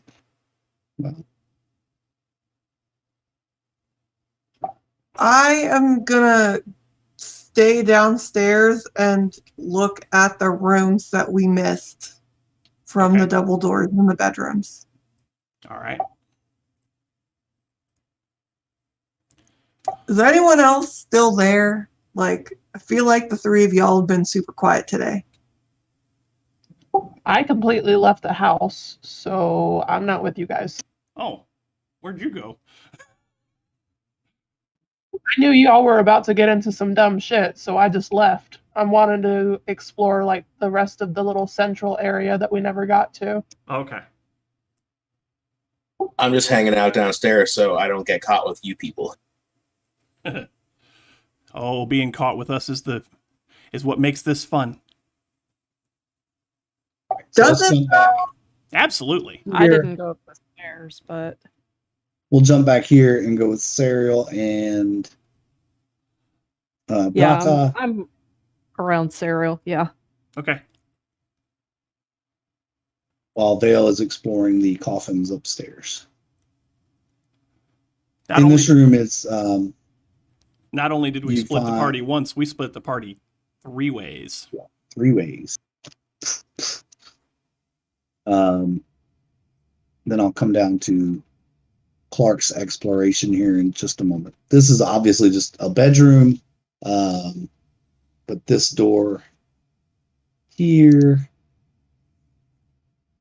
into this middle space between that bedroom and the staircase looks like maybe a dressing room or a changing room. There's a wardrobe, a chair, a mirror on top of a dresser. The other side of this fireplace. So this is a double-sided fireplace right there. There are dresses and gowns and whatnot in the wardrobe. So this is probably Lady Chandra's dressing room and bedroom, if you had to guess. Okay. I'm gonna go to the other one. All right. The other bedroom. And then there's a set of double doors there.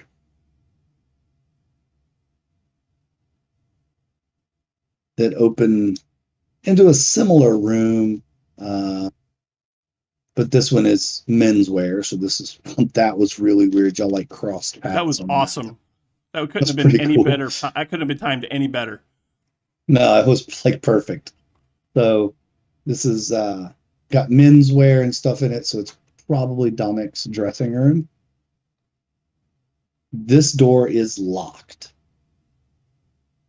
I'm gonna use my thieves' tools and try to open it. Okay.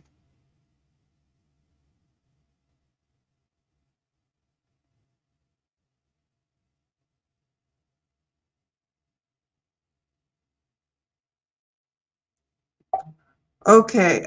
Apparently, my character sheet is being weird. So, am I supposed to use Dex for this?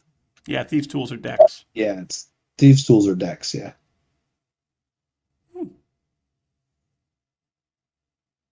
And oh wow, look at that. That's pretty good. Need a 2 plus a 0 plus a 3. Okay. Alrighty. You got a 20. That will unlock the lock. All right. What's behind the door? Your demise. I'm just kidding. Behind this door, this is an office of some kind. There's a desk, a royal chair, some bookcases, fine carpets, lighting, a table. This looks to be like an office.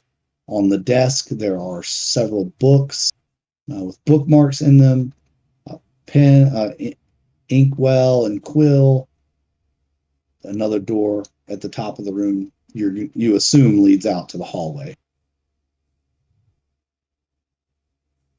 Can I read the books? Is it that same language? No, you can read. These are written in common. They're ledger books. They show trade, they show income, they show accounts, balances due, money owed, that sort of thing. So these are ledger books. Show the business operations of the clan Von Story. I guess I'm gonna roll an investigation or perception to see if there's anything else of note in the room. Investigation.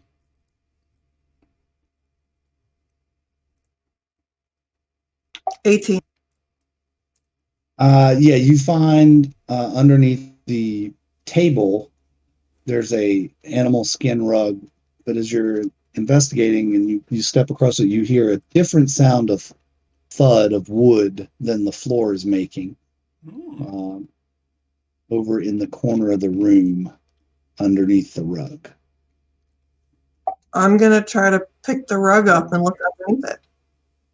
If you look under the rug, and there's a door, a small door, look like hatch, cut into the floor.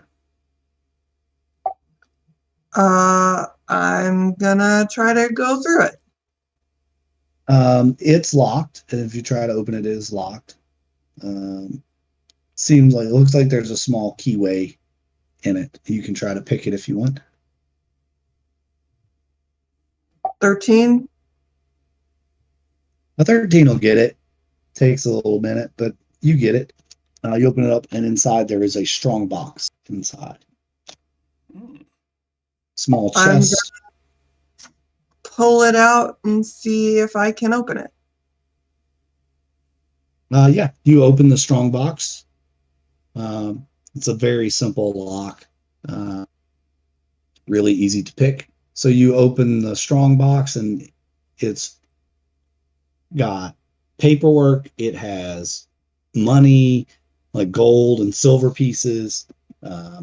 It has just all kinds of information that would be relevant to a business.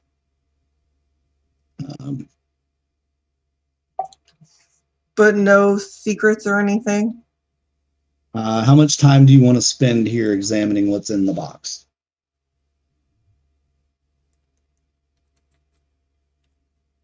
I mean, technically, you've got all day. What's that? Technically, you've got all day. Let's start with an hour and see how that goes. Okay. All right. So while you're investigating that, like, pay attention to the doors. Okay. All right. So you're investigating that. Let's and Clark just stepped away from keyboard for a moment. Furbolg, you're just hanging out. Yep. All right. We'll head back up to the attic and let Vale do some exploration in the attic. Okay, so just kind of casually looking around up here, you told me some of the stuff that I already see. It's fairly obvious that this one coffin here is different from all the rest, right?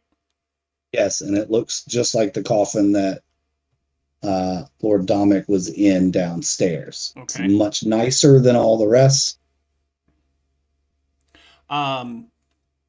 Do I still hear Lady Story?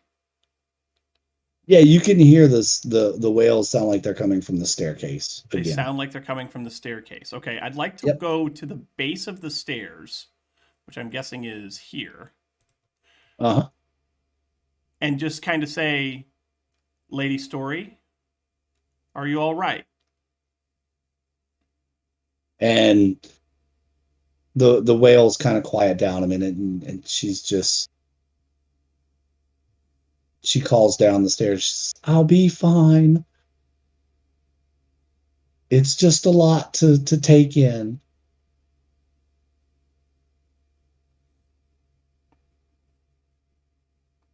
Are you sure? Hmm.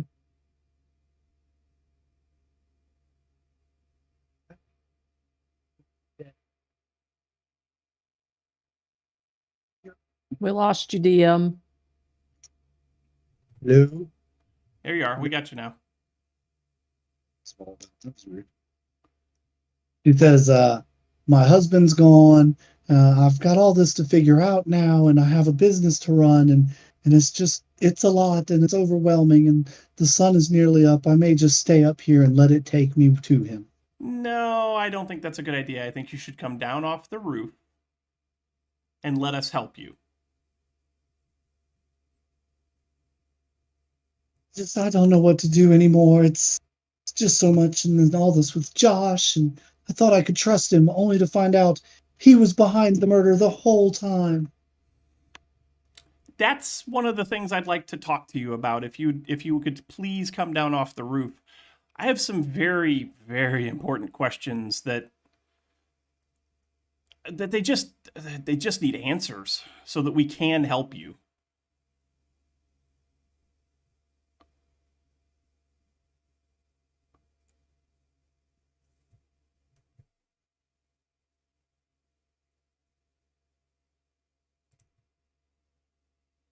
We lost you again.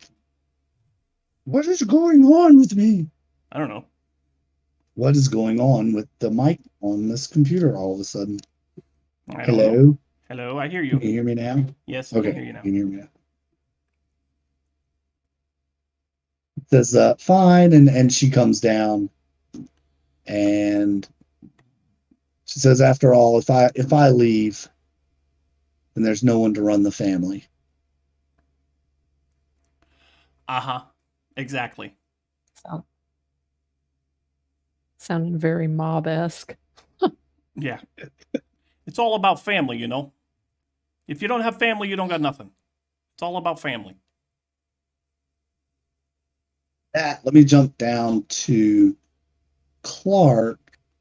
Yes. Outside, and the outside. There it is. To Karen got their city map. Bum, bum, bum. Bum, bum, It's like bum. Gotham City. It's like Gotham City, but not. But nothing like. But just nothing like it, yeah. All right. Yes, when I Yep, leave the... you're basically inside there. Oh, I guess I gotta zoom out. I gotta find you.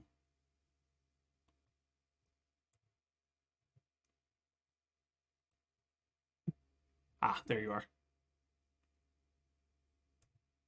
See the pinging Yep, I circle? found it. I found it. I wanted to put it on the screen so that the stream could see it. Awesome. Thank you. Yes, we want to make sure our viewers can see everything that's going on. Uh-huh. I'm going to just go ahead and reveal everything inside the walls because you all will have seen it on your journey through. All right. If Hooray, we can see the whole city now.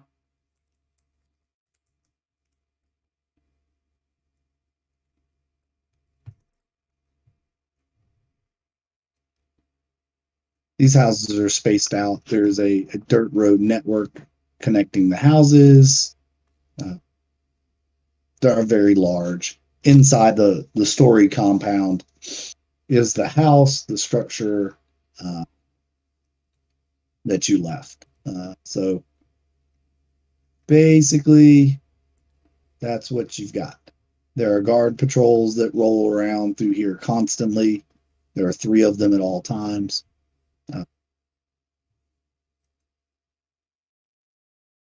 Just kind of on a rotating basis. Anything particular you wanted to investigate? No, I came out here when I figured everybody was still preoccupied at the funeral, and I figured I would just come out here and see what I couldn't see before. If there's anything of interest, flying around, peeking inside windows, all that good stuff. Right.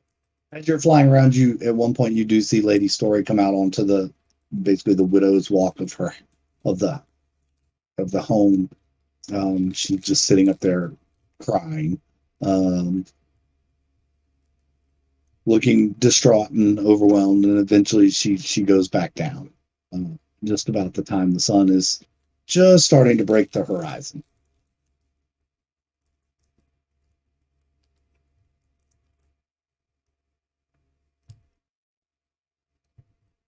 There's really nothing interesting in here. It's most people have made their way to their homes. The carriages have left. You do find it interesting that the coffin with the body never came outside. There wasn't a procession to the graveyard. You did find that kind of interesting and odd. You would have thought that they would go and bury a dead body, but Or not. Or not. So does everybody in this complex make it to their homes before sunrise? Can I assume that everybody that left was a vampire that went inside this complex?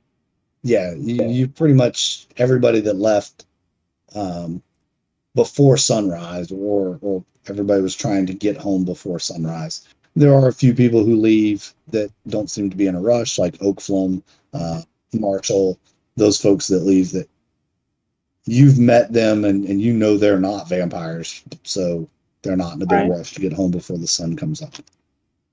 Okay.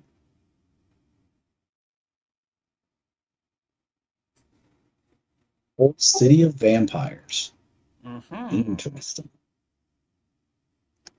But other than that, no coffin being brought out, nothing really of interest inside the walls. Nope. Everything is laid out pretty much exactly the same. The houses they have pretty much the same size yards. The fences are all old, wrought iron, rusted, twisted metal. The houses look very old.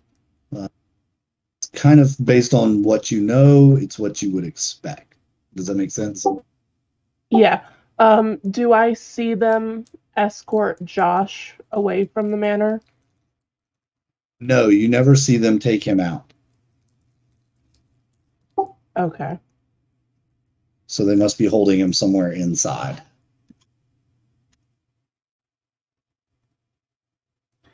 Then I guess I'll just go back and wait for everybody to be done.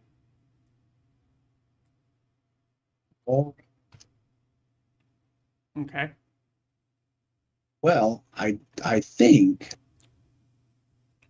that this is actually a pretty good stopping point. Mm-hmm. Believe it or not. Because you've got Lady Chandra, who you have some questions for. We have the trial of Josh. And you have the information that you're digging through in the office. Mm-hmm. So there's a lot of things to find out where we go next. And this was an interesting episode. It went a little differently than I planned, and which how's that surprise anyone? You all always do things a little differently than I planned, which I love. Don't take that the wrong way. What, us throwing curveballs at you? That's not a surprise? Come on. I love it. I love it. You keep me on my toes all the time. You're a great group, and I love running games with you. Sweet. What do you think out there, Twitch land?